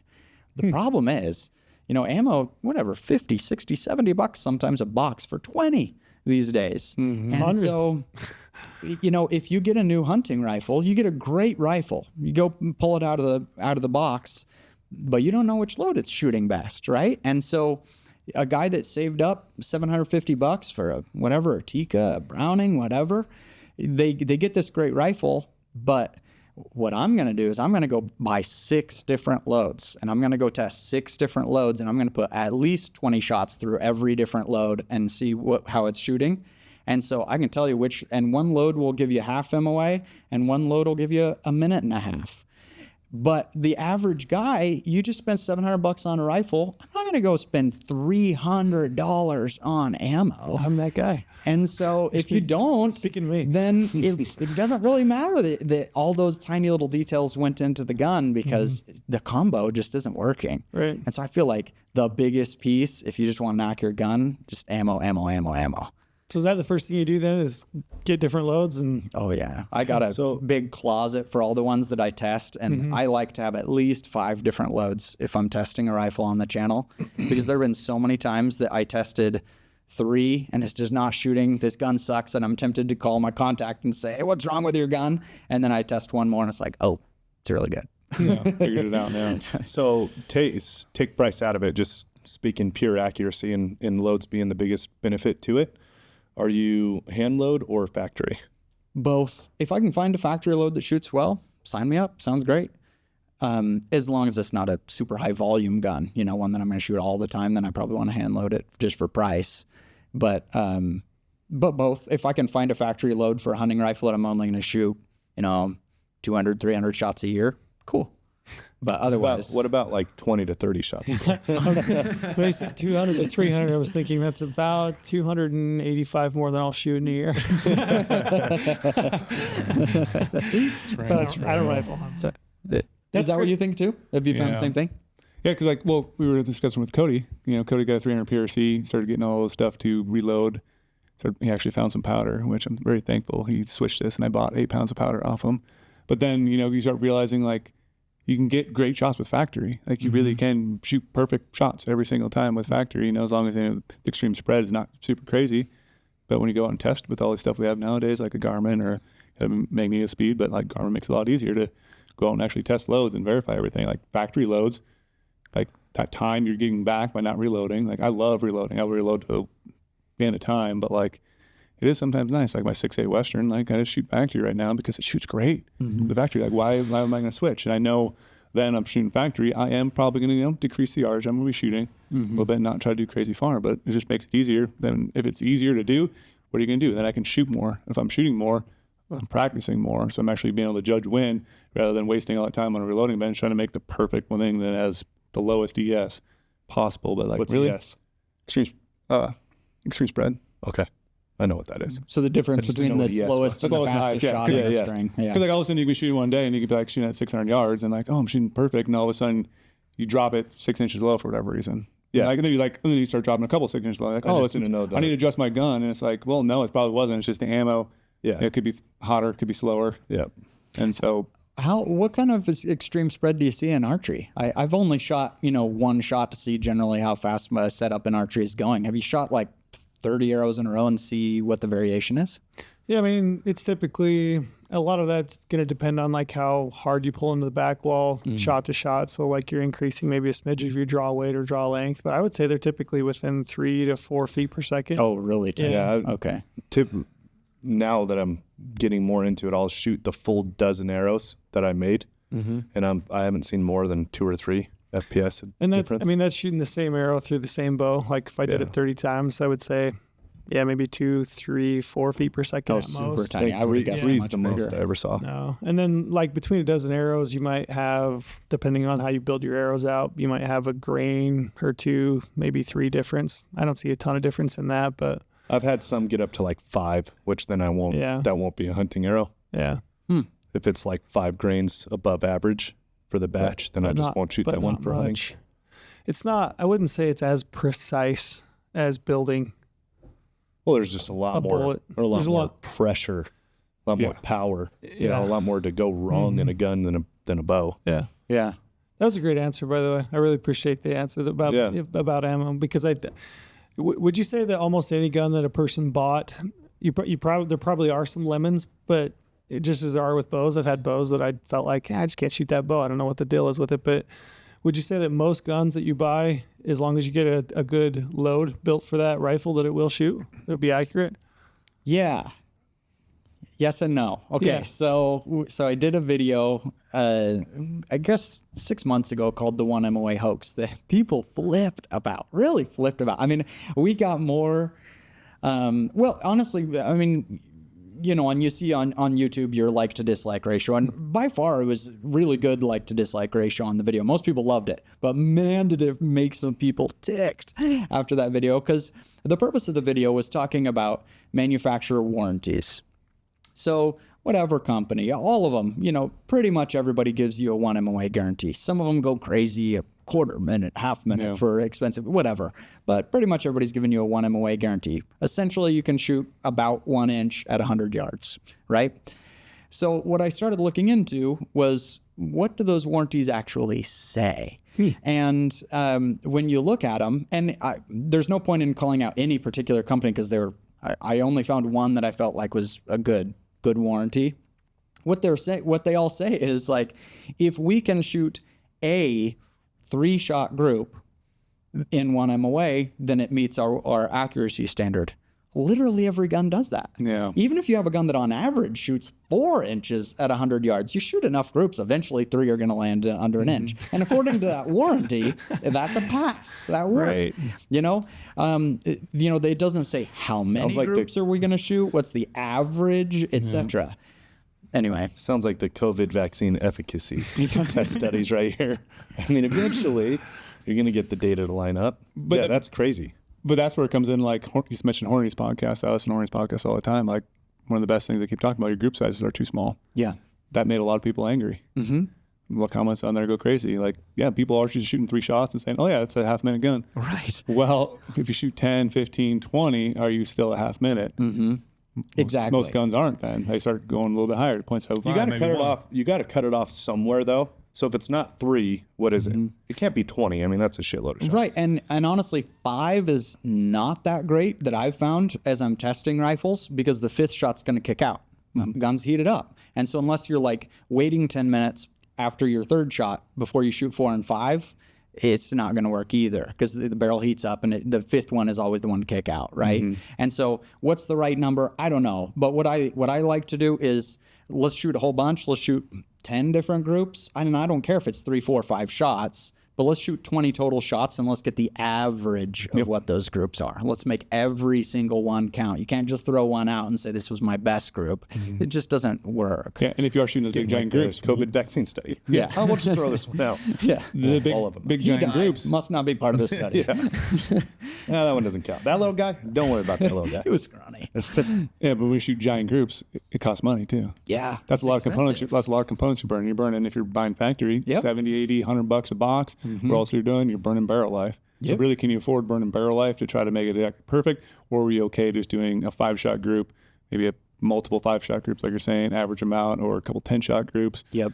And it's like, and you can always go either way with it, but like, if you have unlimited funds and you're just out there testing, you have a great barrel, but maybe your group sizes are I think for the average person, you're searching for that best match ammunition to rifle. And once you find it, you're probably not going to end up putting, a whole lot down. You found your match. Right.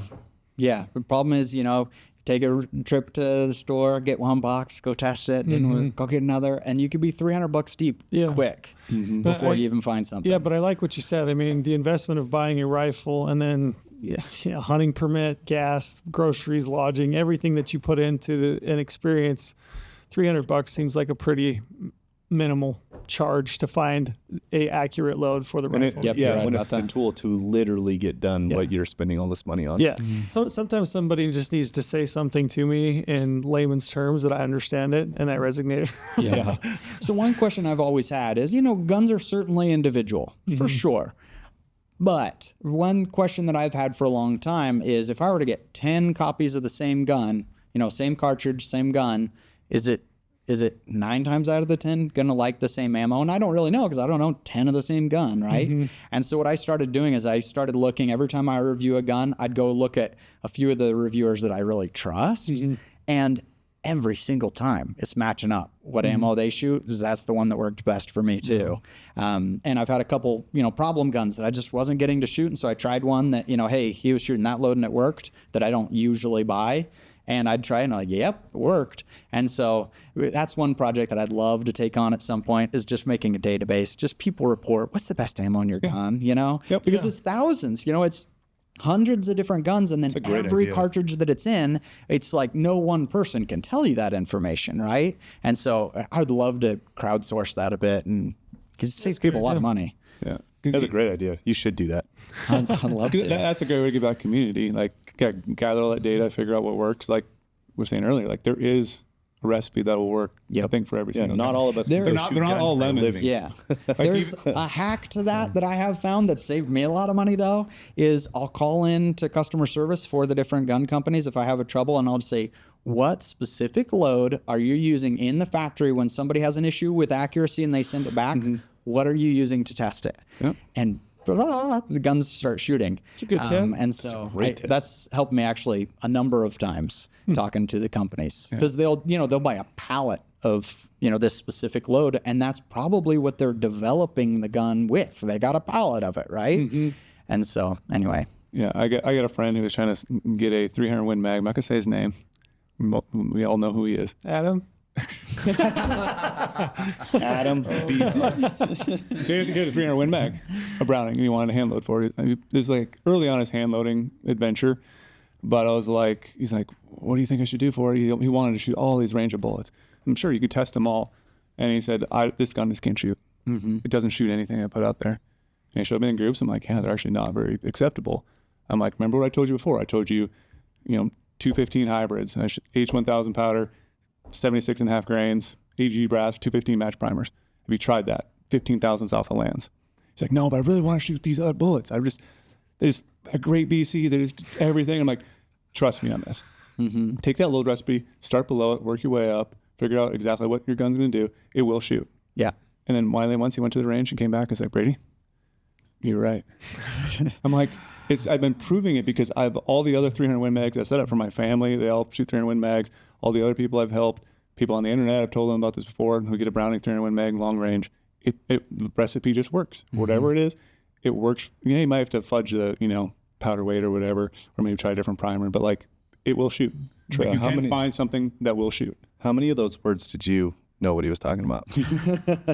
I got the concept. I got the general. Because it's like you though. Like you can pick up a bow and you can make it's tuning an arrow to the bow, or the bow to the arrow, or the bow to the arrow. Yeah, I think that makes sense. Yeah. We were talking about how guns have, evolved kind of where the industry is heading. And so I had the interesting experience getting back into archery after many years. I loved it in high school, but I haven't shot in a long time.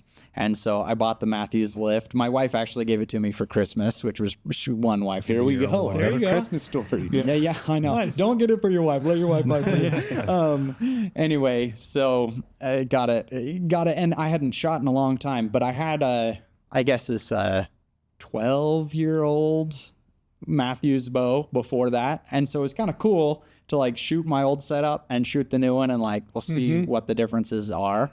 And like as slowly as that changes over time, the differences between bows, because archery has existed for thousands of years. It's not like we're going to jump 400 feet per second all of a sudden next year, but as slowly as those things evolve, it was pretty cool to see the differences from a 10, 12-year-old bow to this, especially from an amateur's perspective. I got a similar, I was shooting a 2016 Halon X and went to the Lift. And it's wildly different. Yeah, the biggest thing to me was the more parallel limbs, that the bow just doesn't jump. That was always been a tough thing. I always used, what's the little paracord thing you put between your thumb and finger sling? Yeah, I always did that because otherwise I would always drop the bow. Grip. Anyway, so I feel like I don't need that anymore. I don't feel like the bow's leaping out of my hand every time, and just how quiet it was. It's noticeably more quiet, less vibration you feel. So it's just cool to see those little changes kind of adding up. Quiet enough to get 3 shots on a bull. Yeah, I mean, I don't know who did that. But we know that there's some data to suggest that you can get 3 shots on a bull. Yeah, because they are quite quiet. Yeah, I did that. So, you guys watch Caleb Presley on Barstool? No? So this is going to go over somebody's head. Never want to do a new segment presented by Mamitas. You guys never seen this? No, but so what your channel is, I can't believe that went over everybody's head. I was hoping that was going to land, and it did not. But one of the things you and your channel are so good at, like I said earlier, is you're really good at putting yourself in the average guy's shoes and solving for the best opportunity there. So if you were a new hunter, right, you got your hunter safety, you got all this stuff, I'm gonna put myself, like my profile of family and all that stuff into this. So say I have a kid who's just about ready to hunt. I want to get him shooting. I also need a hunting gun for myself. I'm willing to hunt anything from elk to antelope. I'm just starting to play the straw game and all this stuff, but I'm very value conscious. What do you feel like is the best setup for that swath of a user? For cartridge and gun? Yeah, and optic, but I'm ultra value, but I want to shoot, and I want to shoot to 300 yards. I'm going to practice, but I also want my son to shoot the same gun when he can get a tag and practice on this gun, because he'll be hunting here in the next 2 years. Yeah. But I also need it for myself too, from elk all the way down to antelope. Well, I hate to say it because it's not my favorite all around cartridge for hunting, but in that kind of situation, a 6.5 PRC would be pretty great. Because a lot of people hunt elk with it and everything. So a lot of people are going to use it to hunt everything. For me, I kind of feel like that bigger class of animals just needs a different cartridge. You just need a dedicated gun for it. But a lot of people do. And so I think a 6.5 PRC is a good balance between you can hunt everything and also, the recoil and stuff. If I'm ultra value conscious, what 6.5 PRC? From who? It's probably the Ruger American Gen 2 right now. So it just came out, Christmas time, whatever. It's still pretty new. That it was announced right before SHOT Show, start of 2024. And when that gun came out, it put a lump in the throat of every other gun manufacturer. Because Ruger has always made really accurate guns. Like it's weirdly accurate for the price point that you're paying. But they've been in a really crappy package. The stock feels like Tupperware. They don't feed well. Just huge problems with it. And they fixed the feeding. They're really accurate, and they dressed it up too. Like it's got Cerakote, like it looks good, has a kind of sort of adjustable cheek piece. Like they really did a good job for that price point. And so honestly, talking to manufacturers, everybody took notice of what happened right there. They kind of just took that whole cheap price point, and there's just one gun in this price point now. How much is it? What is the price? $600, something like okay. that. And Ruger Americans, maybe we're running $550 or $450, and now they're $556, something like that. Okay. They increased the price $100, but what didn't? And so for that cheap price point, they're just crushing it. Now a lot of people say, an extra $200, you could go to a Tika or something like that. Fantastic guns too, in that price point. Savage has a new, trail hunter that's pretty popular in that area. A lot of CVA Cascade is great in that price point. They're really, there's some capable guns in that really cheap price point. But I think the Ruger's kind of, everybody's a little bit afraid of that one in that lowest price point. Yeah. What optic would you put on it? Probably a Burris full field E1. How much is that? $200. Ooh, okay. Maybe less. Maybe they're $175, something like that. I love Burris. I'm glad you guys have Burris products, because I feel like in most of the price points that I look at, they're doing pretty good. Like they do a good job of the value in each price point. They have some really awesome high end stuff too, but the value they put in each price point is pretty awesome. So we're $800 for a gun right now. Yeah, I think so. And for that I could shoot in my son. Yeah, you could shoot that, and then in the hands of a really good shooter, you're not really held back much. Like if I went on some crazy $20,000 exotic hunt and somebody brought that, I'd feel like, all right, yeah, it wouldn't be weird to me, honestly. It's a very capable gun. It's not like, it's a very capable gun. There are cool things you can get as you move up in price, awesome features and stuff, but super capable. It's great. Would you suggest someone do? It's not bad. $800, not bad. No. Not bad at all. Would you suggest someone to throw a bipod on a gun always, or is it just situational? Or do you think someone should always have one to practice with? For practicing, absolutely. I would definitely get a bipod. For practicing, helps so much. And even just to be able to see what kind of groups you're capable of without a bipod, it's going to be pretty rough. Yeah, leaning on a bag or a backpack all the time. And yeah. But for hunting, I'm like 50-50 personally, if I take a bipod or not. I feel like it's an advantage, but also I can sit down. I pack my bag specifically to be a good rest for shooting off of. Mm-hmm. And so I don't feel terribly disadvantaged if I'm shooting off a backpack and I have something as a rear rest. Not terribly disadvantaged. So I'm 50-50 on hunting. Do you always take a bipod? I always take a bipod, yeah. You practice a lot with it. That's why you're so sophisticated on that process. Yeah, I know how to deploy it really quickly. I know how to make it work in different situations. I try to get one that can accommodate a lot of different things. It can get super low. It also can get relatively tall. I'm not going to be able to shoot off my knees or anything like that. But cause that's then sacrificing stability. Then I'll find something else to shoot off of. Or again, like I said before, move somewhere to shoot prone. Yep. I don't hunt as much with a gun as Brady, but I definitely hunt more with a gun than trail. And for me, which is to say more than zero, which is more than one, Killed a few.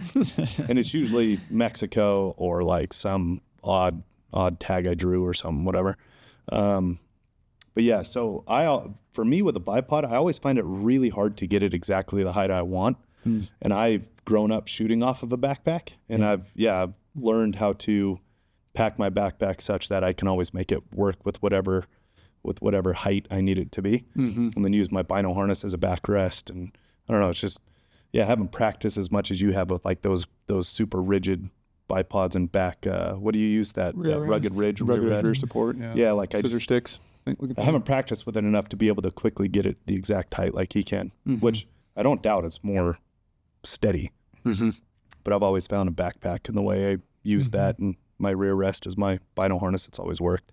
Yeah, sometimes in the hunting situation, you just got to use what you have available. Yeah. A log, a stick, whatever you have around. Just someone else's jacket quickly, their bino harness. Like rocks, jagged rocks, all that stuff. It's a backpack can just lay over all that. Where a bipod, you're going to have two completely opposite lengths and things, and you got to mess with it and get it to sit. I always just and then the animal's always moving. You got to readjust. You've been dialed for 15 minutes waiting for that thing to stand up. It stands up, moves. Well, now I got to readjust everything. And now there's just rocks everywhere. Where a backpack, then better to sit down. Yeah, and for me, that's the hardest shot is the cross canyon shot. Because like we were talking about, I love to get prone, but we're on an angle down here, and I can't have my head lower than my feet, to shoot prone. And so if you're on one of those ridges where there's just no flat spot, that's where it starts to get tough. And you guys talked about it earlier too, about the 700 yards no wind flat or 300 yards super downhill with the wind blasting up off the ridge. It's actually just happened in Mexico, where we glassed up Mike Coos on the last day.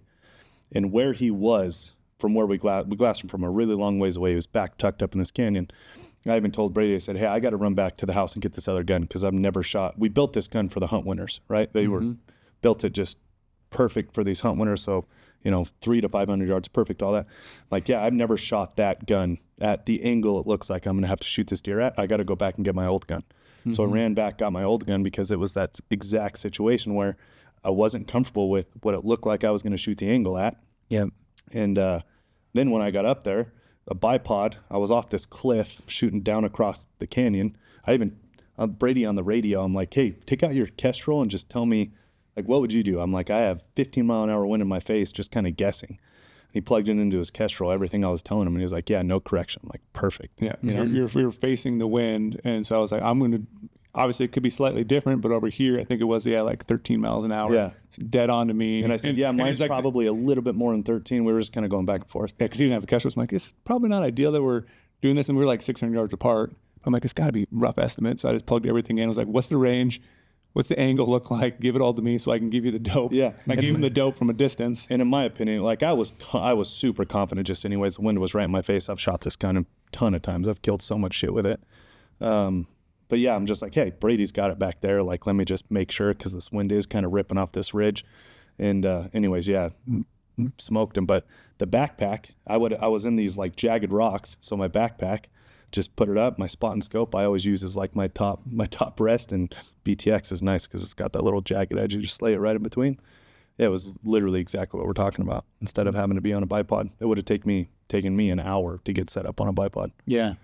And for me, I worry a lot less about the front of the gun than I do the back of the gun. Yeah. Because I feel like, man, if I got a solid rear rest, it's over. It's done. But you know, if you just have the front I always knew that. I knew that one. I would say that most people probably don't put the emphasis on a rear rest that they do on a front rest. Mm-hmm. Yeah, so many people are using your fist as the rear rest. Yeah, you need something that cannot move. It's just different. You got a pulse in your foot and your fist. You gotta have something back there. And you got a flinch in your wrist too. It's connected to your human. Good point. You know? And if you don't have anything, almost all the time you'll shoot high. That could happen on our hunt winter. After he hit the first shot, and he had another opportunity to shoot again because it was still standing there. So like, yeah, let's take a shot. But he had to move his body a little bit. They didn't have his rear support, didn't have anything beyond there, and he shot high. Yeah, it could have been adrenaline rush too, but that probably is adding to why you're shooting high because it's floating there, and you lean down into it, sailed it over the top. It was like 3 feet high. What percentage of people do you think going hunting every year have some sort of strategy or equipment as a rear rest for the rifle? 0.00. Like almost none. That's why these two guys are great for the industry to tell people that it is more beneficial to have a rear rest. That's why I want to emphasize what he just said. And it's the same thing that you're talking about earlier, that you might only put 20 rounds down. I think that's the crutch of what rifle people do. Like, oh yeah, I was sighted in last year. I'm going to go up, high plate at 100 yards. I'm good to go. Only took 10 shots. Now I was going to go on a elk on OS and think you're dialed. Like, well, archers practice all year. That's what I really like about them. Most of them know to practice all year. Some of them, bring the bow into the bow shop the week beforehand. I need to get a new string put on or something like that. But I don't know. In the circles I follow, it's like from Midwest, family, friends around there, they literally go out week before season, shoot 10 shots. Oh, we're good to go hunting out west. Why aren't you shooting? Why aren't you practicing? How'd you pick that load? Well, it was on sale. Yeah, it's on sale. Okay. It's what worked before, but is it the best? Like, can you make it better for your gun? Did you practice in other situations? Did you, shoot without a bipod? You shoot without a rear rest? Like, I don't think a lot of rifle hunters test. Everybody I know owns shooting sticks, a bipod, a tripod. I don't know anybody hardly that has rear rest. Focuses on a rear rest. I just use my bino harness. When I always just take that off. That's my rear rest. Yeah, when you get into the competitive circles, that's all everybody's focused on is what am I going to do in the back of the gun to support that thing. Some guys will set up a tripod and stick it in their armpit, or if you're seated, you get a backpack and you can crunch it under your arm to support the back of the gun. I love carrying. If you can just get a small little bag with really light fill, just like that kind of a smaller than an Algene bottle, something like this. I love just clipping that with the old carabiner on the back of your backpack. It weighs nothing, and man, hit percentage goes way up for me, at least with that. It's good. That is good. Good tip. Yeah, I'm pulling out good tips here. Well, you guys, this was a bit of a setup. It was a bit of a setup that you guys invited me here because as soon as you were like, "Hey, will you guys come on the podcast?" I was like, "Oh yeah, I will," and I'm going to throw this at them live on the podcast, so they've got to follow through. Yeah, I am waging a social media campaign. I need coyote as a waypoint on GOHUNT maps. It's a simple request. Yes, it's a simple request. That's what I need. Yep. Message the guy right now. Let's get this going. We have waypoints for everything, including llamas, but we have no coyote, and I need it. We'll make it happen right now. Message him right now. I'm tempted to call Nunda on speakerphone right now. Bring Nunda down. Call him. I love GOHUNT Maps. I honestly, I've used it for a long time. I've had my membership, and it's been great. I'm glad you brought this up. This is the first time we've ever. I need coyotes. This is the first time we've ever done this, by the way. We'll see if he answers, huh? And Nunda's probably busy. It's like one of those phone your friend things. I'm calling. Yeah, that's right. He wants to be a millionaire. Hello. Nunda. Yes. It's Lorenzo. I'm live on a podcast, and we have you got to turn that TV down in the background. What are you watching? Fox News? No, I'm on the leadership meeting. Oh, okay. That's not important right now. So I'm live on a podcast. We have a very special guest on here, and he's begging for coyote as a waypoint icon in the app. Begging for it. How long until we can get it? We'll get it in the next release. There you go. What is that? Days? A couple days? No, I think end of this week is when we are submitting the release, so they should have it early next week. Early next week. There you go. All right, this is great. Thank you, Nanda. Campaign Appreciate it. ended. We've accomplished it. Thank you for making an appearance on the podcast.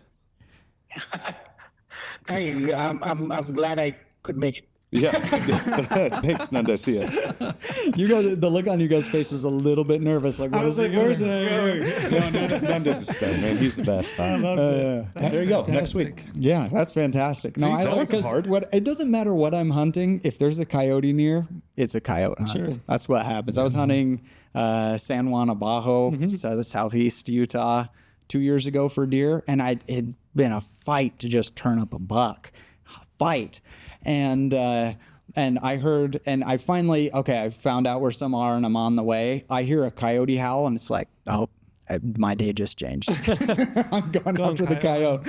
You're a coyote guy, huh? Oh man, I love it. I know quite a few people that it'll turn into a coyote hunt real quick. I swear, if you had to get a tag and pay through the nose to get a coyote tag, everybody would love them. But because they're so available, we all ignore them. They're Just kind of look over it. fun, man.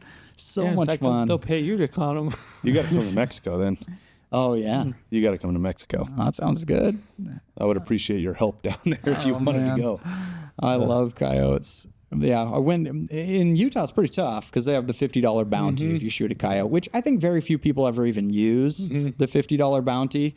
But the guys who really get after coyotes, they do. And so coyotes are hard to come by, honestly, in Utah. It's not that easy. A lot of guys that are pretty serious coyote hunters will get skunked. But I love it. I think it's fun. We need definitely more people like that out there. A lot of times Yeah, when I for see a sure. coyote, I'm like, oh, I'm on a deer hunt right now. If I shoot, Must there's a spook giant the buck deer. over That's how there. even in the middle of the day, I'm like, oh, I can't do it. What if there's a deer bedded when there never has been? But knowing you shouldn't shoot the coyote because the coyote's Yeah, going to prey on the deer. definitely Like, it's should. the best thing actually to do. Yeah. Risk a little bit to have a little bigger reward That's why you later. shoot suppressed. Then you don't got to worry about it. Yeah, there you go. But I can't do that in Mexico. That's the problem. So we did the ultra value. Now what's your not going custom, but I want a really good setup. Not going Swarovski, not going ultra custom, but what is it? Factory type of build. So my personal favorites may be a little bit different than what I would generally recommend. I think most people would be happy with something a little bit different. But for me personally, I'd get a Fierce Mountain Reaper 7 PRC. How much is that? $3,300 or something like that for the rifle. Let's knock it down to sub $2,000. So sub $2,000, there are a lot of really good options. Browning X-Bolt comes in a million different variations, like Browning X-Bolt Speed SR, great setup. I really like the Bagara B14 squared crest. I've heard a lot of good things about those. They're good. Yeah, it's a carbon fiber stock for $1,300-$1,400 for that rifle. Great action. They feed great. That's a really good offering. I would have said 2 years ago there's kind of a hole between $1,000 and $2,000 that I'm like, I don't know why there's just nothing in there. Now there are so many in that kind of price point. The Browning X-Bolts, the new version, X-Bolt 2, the Bagara B14 squared crest is crazy good for the carbon fiber stock. If you like the chassis style, the Sig Cross is awesome. Problem with Sig Cross is they just refuse to release long action stuff in that price point. They have their premium $2,500 thing in 300 Win Mag now, but not the regular Sig Cross. I'd love to see that, but I think those probably would And then what stand out optic? to me most. Try to keep it below $5,000. So you'd go, I don't know, or try to keep it below $4,000, right? Sub 2,000 on guns, sub 2,000 on optic. If I'm not hunting Idaho, Utah, where you can use smart scopes or electronic scopes, I'd go with the Burris Eliminator 6. I think it's freaking cool. It's got all your ballistics in there. It just makes it faster to get to the shot. That process of range, dial, shoot, check your dope, it's just a huge advantage. Anyway, I'd probably go with that. How much is that? I think that's 2,000. Right there, right Yeah. at 2,000. So I'm spending more on the scope than the gun, honestly. But I think I would generally do not always. Sometimes you increase in scope and you don't get that much back. Sometimes you do. Sometimes they're pretty big jumps. If you can't use that, if it's not legal, do you have another recommendation for a scope that you like? Two, I like the Element Optics. Titan is great, about $1,000. It's a very good long range scope. The drawback for hunting is it's a little bit heavier, and it doesn't have a locking turret, which is a no-go for a lot of guys. They want a locking turret so they don't knock it out. Yeah. So I really like that one. I think, they've really brought a lot of value, but also, the Burris Signature series, they're great. Burris Signature HD, probably 3 to 18 would be great. I think that's a $900, $800 scope. You guys probably have that one. That was great. Yeah. Loophole BX4 series is out. I think that's going to be super compelling. I think they have the best turret system out there with the, just a little button to lock it and then dial. It's super cool. There's a lot you can get for the 1,000. I feel like kind of scopes under 150, I just probably wouldn't go there. You just, oh man, you get some crazy stuff going. I know I've hunted with friends that, brought the scope that came on their gun, and like 3 hours into the hunt, they're fogged up and they can't use their guns. At least spend something, start at 150, I feel like, and you can get very capable. You get something like, go to the 250 kind of price point, and now we're to a Vortex Diamondback Tactical. And that's a super capable scope. Now we can be dialing. You're not going to get fog in there. It's a different class of scope, I probably wouldn't dial on a scope under 250. Probably not. Just unreliable tracking. And then you go up to probably there's a little bit of a hole, I kind of feel like, until you get to the kind of $750 scopes where you start getting the HD glass on them. And you just see better. Which some people argue that who cares what the glass is like? I need to see crosshairs, and roughly see with the deers there. I disagree with that because I've had just so many situations where there's a herd of aoudad or deer or whatever, and you're trying to describe which one is the one they're supposed to shoot, and they're like, I just can't see the racks. It's just not good enough glass quality. And so I care about the glass quality just for that reason. In kind of that 750 to 900, I think there's a lot of very, very capable scopes, and most people shouldn't go more than that because they're not capable really going to value what else is out there. When you get into the, $2,000 kind of price point and plus for scopes, you're going to get the very best glass, but may not make a difference at that point, to get a tiny bit better. You probably already got perfect tracking at $1,000. You probably aren't going to get better tracking. At least in my testing, I got some lab equipment to test a whole bunch of scopes. At $1,000, everybody's tracking right, except maybe 5% of the scopes. They say, "Oh, got a tracking error at 1,000." But at 2,000, you're mostly getting the crazy features. You're getting 34, 35 millimeter tubes, and so you're getting just 100 MOA of travel. You're getting crazy stuff like that. You're getting really advanced turrets on there that are going to go 3 revs up and have markers for it, stuff like that. You're getting just the little 5 and 10% at that point. But I feel like the curve goes something like this. It's don't buy it all. Go up to 200, you can do a lot. 700, 1,000, most people can play there. 2,000, we've just flattened out the curve so much there that very few people are even going to tell a difference, really. Do you agree, disagree? Have you had the same experiences? I would 100% agree. I would agree, but the glass quality for me is I like to see everything going on. And I'm the opposite. Sight picture. Glass quality is not an important feature to me. It's trackability for the system and what kind of reticle they have. I would think it would be really important. I'm not glassing with it. I know, but you're looking. How many times do you have an animal in the field of view, but you're not actually able to make a shot, but you're like waiting for that moment for them to I'm not talking about the lowest of the low. I'm not talking about the best of the best. I'm at the high end. I'm at the high end, but I'm not at the best high end. I got you. I agree with everything you said, by the way. I agree. I have a Leupold Mark V HD. The 3.5 to 18 by 44. I love that scope. That's what I have on my gun. And I absolutely love this gun. Yeah, that's a heck of a setup. Yeah, I pulled it up. It's $1,099.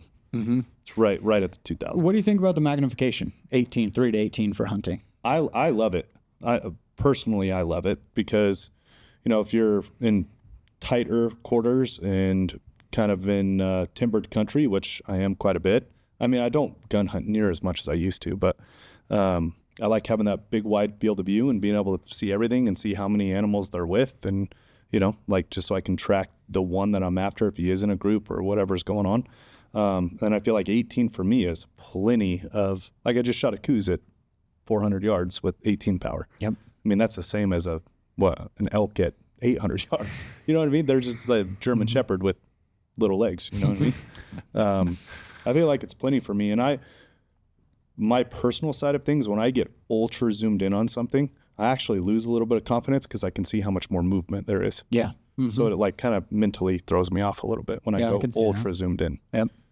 What do you see in trends of like the ultimate power for, let's say, Western hunting? Well, The range they go. yeah, I mean, 3 to 18 is really, really popular for sure. If I could pick, I'd pick a 4 to 24 for every scope ever. So like I wanted to see, first of all, what's the minimum magnification that's going to work, at least for the most of the hunting that I do.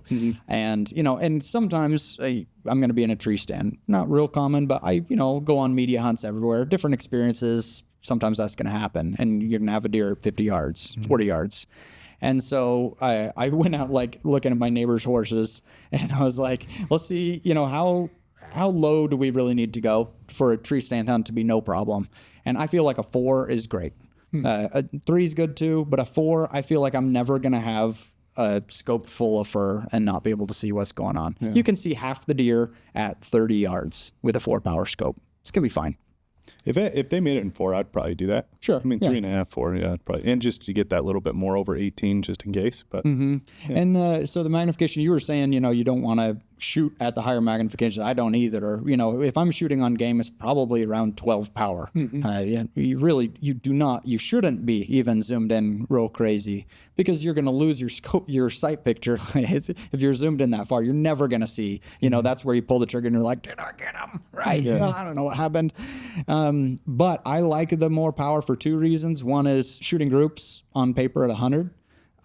20 to 24 power is an actual advantage for a few reasons. One is I want to be able to analyze my wobble zone when I'm at 100 yards, especially if I'm testing a gun, because if I see like my wobble zone is half MOA, I can't test that gun because I'm adding half MOA error into this shot. And so I can't tell you what it's shooting, And so I feel like zooming in, I'm able to tell how I'm doing a little bit better. And also just to see holes on paper.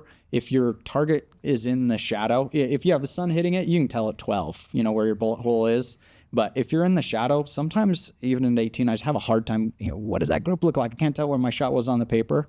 And so I like having a little bit more magnification for that. Other reason is sometimes you are out hunting and I can't tell which buck is the right one, and I want to have the magnification to zoom in, see which one I'm going for, and then I'm going to probably shoot at 12, to shoot something like that. Yeah. What magnification do you guys think you guys shoot at? I don't know. Maybe you don't even notice really. I would say 12. I'm pretty right in the middle. I'm hardly ever all the way to 18. Yeah. Mm-hmm. I was on the coos deer, but majority of the time I'm usually right around probably 16, 15, 12, something like that. I'm the outlier here. I'm at max all the time. Yeah, but what's your max? What magnification? 35. 30. You're shooting at 35. Whoa. He's a different beast though. Like you can't spot an impact, right? I'll dig a 300 drum at 35x. I'll dig everything in there. Dig the front bipod. Dig the rear. Like I think on my sheep, I shot it maybe at like 25. I think I did back it down because it was only a 400 shot, so that was pretty tight. But you're spotting the impact there? Mm-hmm. He's got a 15-pound gun. I shoot a 14-pound, okay, 6-ounce all right, gun. Okay, and you got a break, I guess. Mine is very, very unique, but I do, like you just said, when you said shooting at 100 yards, that is where I do find the biggest benefit, because I want to be able to hold it perfect. And I want to be able to repeat the next shot, hold in the exact same spot. Like, I'll obviously dial up so I'm not shooting at the spot and making a bunch of bullet holes in it, so I can actually see that corner of that little diamond. I want to aim at that one the entire time perfectly, where if I was 18 power, now it's zoomed out. Now is it me drifting around, but with 35, I'm like, ooh. I can see the little tiny imperfection of the ink on the paper. It's so cool in all shooting sports how many different ways there are to be successful, because like you're saying, I would never do that. But also like I dabble in competition. I'm not the guy. I'm not going to go win every competition. I'm not that guy, but I really enjoy it. I think it's fun, and I'll go dabble. And so I was getting into NRL 22. So most of the shots are out to 120 yards, shooting at 22, which essentially it's very, very much like long range shooting. Oh, yeah. I mean, you got a lot of drop at that point. You'll be dialing up multiple revs sometimes and stuff. Anyway, so I was doing that, and I would be shooting on everything, whatever, 8, 12 power, depending on how far the target is, sometimes less than that. And I was listening to a podcast. I can't remember the guy's name, but the guy that has won 2 years in a row, NRL 22. And he's like, oh yeah, I'm shooting everything on like whatever, 25 times power. And I was like, how is that even possible? Because NRL, the problem is, you're shooting a lot, 15 shots in whatever, 90 seconds, 2 minutes. And so the target acquisition is hard. Right. It's really hard to just find all those targets that quickly as you're going into different positions. And I was like, there's no way you could move that quickly at 25 times power. And yet that's the guy that wins. And if you ask everybody that goes and competes, everybody would tell you, don't do that. You're not going to find targets. You're going to be too slow. You don't need it to shoot accurately. But that's the guy who wins. And so it's just interesting how many ways there are to success. So yeah, same way in archery. Same. When we talked to Kyle had said, I can't aim as steady as a lot of my competitors, but what I can do is I can mentally tell myself to release the trigger when that dot is on the X.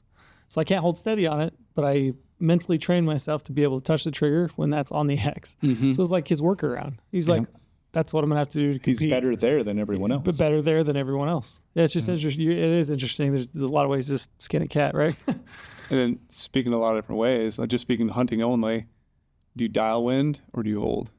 Always hold. Well, almost always hold, I guess I would say. Just because it's usually gusty. If you had a truly steady wind, okay, I can see the advantage of dialing. Some people will do a combination of both, especially in competition, where, hey, we've got some wind, but the question is it 10 or 14 at the time that I pull the trigger? And so I'm going to dial to 10, and I'm going to hold the 4 if it happens to be that at the moment. I guess I'm not smart enough for that. Like, I know I'm going to make some kind of boneheaded mistake if I try that. So I just always hold. Same? Yeah. I'm again the opposite. I dial. You dial it, but it's so often gusty, like it's changing second to second. I'm going back and forth, and it's just something I've gotten used to. But to me, the way I like to describe it is I want to hold center with the crosshair. I don't like drifting off because I find I'm getting getting ready to press it off, and then I'll move it back over with the reticle. Like I don't like holding off to the side. I like holding dead center that crosshair where I want to be, and then just adjusting the windage on the side. But then you have to realize, like, if I do shoot and something bad happens, I gotta redial again. I can't just readjust on the fly because I can't process that math in my head. Like someone's like, oh yeah, it's 10, we're gonna shoot for 10, but now it's 14, and just hold the other stuff. So it's like I do go back and forth. I understand it is probably better to hold. Like I would probably suggest more people to hold because it is a dynamic thing. Wind is fluid. It's always changing. I also like holding because when if you're shooting on a first focal plane scope, which means that, as you zoom in the scope, the reticle is getting bigger and smaller. So that's always the correct increments as you dial in. I like, when you're looking at the wind and you're seeing how much you're going to hold, to see what that actually translates to on the animal. And so often I'm saying, is it an 8 mile an hour wind or 12, whatever? And you look at what the difference would be on the animal, that hold, and you're like, I don't care. I'm going to go for 10. Either one is going to be fine. You know what I mean? And so I like holding for that reason as well, because it kind of forces you to put that in perspective of what does that mean on this shot at that animal. Yeah. I don't gun hunt enough to be comfortable with dialing. Like that's my stance on it. I hunt once for sure with a gun in Mexico, maybe twice if I draw like a antelope tag or, something like that. Like maybe 2 times a year I'll hunt with a gun. And I don't like manipulating the scope more so than what I'm comfortable with. I'd rather just do it myself. You know what I mean? Like just where I'm more comfortable. Yeah, that's good. I was, I guess this was just 2 weeks ago. No, I guess it was a month ago. So it was in whatever, January. I had a late season landowner cow elk tag in Utah, and we hunted that morning. We got in on a whole bunch of elk. We could have killed like 20, but I had a new videographer with me, and he just could not get the elk in the camera at the time that I was on that one. And then I would go to another. I'm like, hey, I'm on that one. Let me know when you're on there, and I'll pull the trigger. And I will not pull the trigger if the cameraman isn't ready. I will not do it because I want to get the footage of it.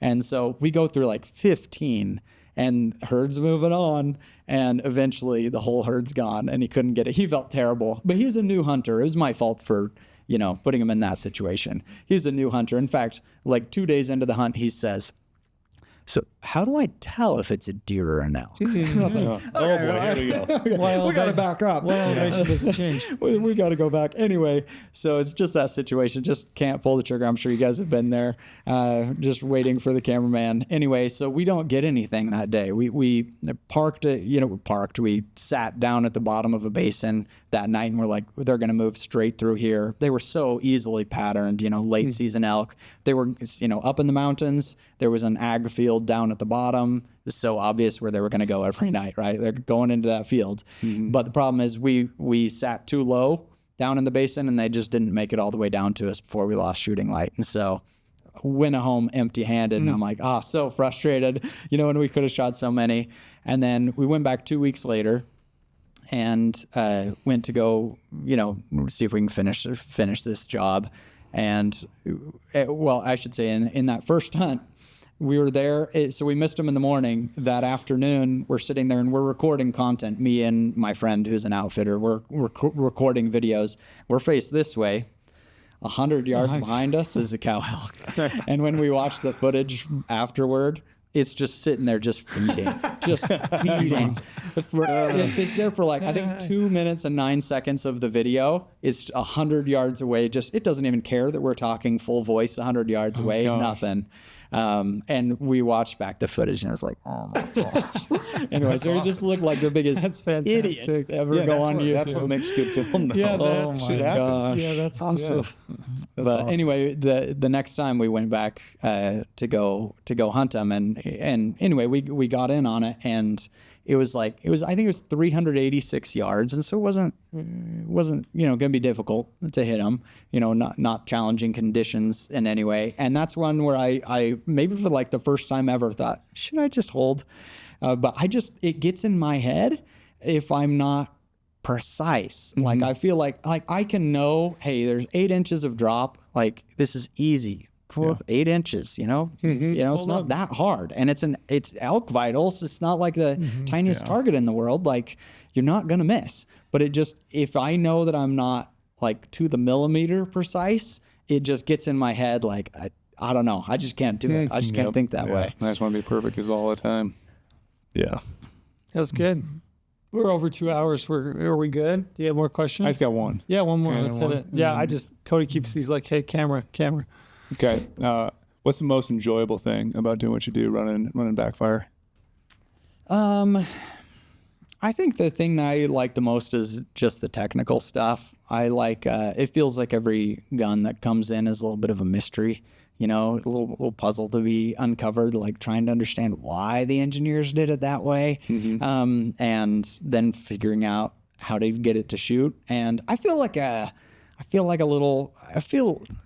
real responsibility. Like sometimes when you're doing the math as a content creator, you guys know, like you're like, dang, if on average 300,000 people are watching this and they all spend 12 minutes, that's like 50 years of watch time, whatever the math is, on that one. And it's like you got to show up for these people. Like that's a lot of humanity being spent on these 15 minutes. And so I really enjoy that aspect of it, of like trying to create something that's worth people's time to watch and their money. They're spending money on gear. I want to make sure they're going to get the good stuff, right? Because there's a lot of duds out there. And so I think I like that. Just kind of really thinking about the audience and pairing them up with stuff they like. Yep, giving back. I like it. That was good. I'm glad. was good, I'm glad. really good. I'm glad you came down. It's been 2 fun. hours went very fast. That was like almost what 2:30. Oh, dang. Yeah. That went by surprised that was very long. fast. Yeah. didn't feel That's like how you that know it's a long. good one when you all sit around and you're like, wow, was that really 2 hours? And I got so many more, but You do? yeah, they'd be long-winded though. Oh, okay. That means we have to do this again. Yeah. Let's do it. Yeah, I wish I had a picture of you guys' faces though when I'd said that. Everybody was just like, "Who? What's up? yeah. What's he gonna tell us? Yeah. I was ready. I love that kind Where of are we stuff. going? Press on the hardest thing you want. I love it. Yeah. Well, I really appreciate you coming down. Awesome. It's a good time. Yeah. It was fun. Do you want to hit promo code before we didn't hit it the first? That was on you, big dog. It wasn't me. The last one I did. Definitely wasn't on me. We were in Salt Lake. I did that one. At the end, and, I'll hit it. So use the promo code podcast. You can sign up for GoHunt Insider account, which GoHunt Maps will now have a coyote Yeah. In a week. in a week. So sign up, use the promo code podcast. You're gonna get $50 back to the GoHunt Gear Shop. That's 50 points, $50. So sign up, use the promo code podcast, and we're out.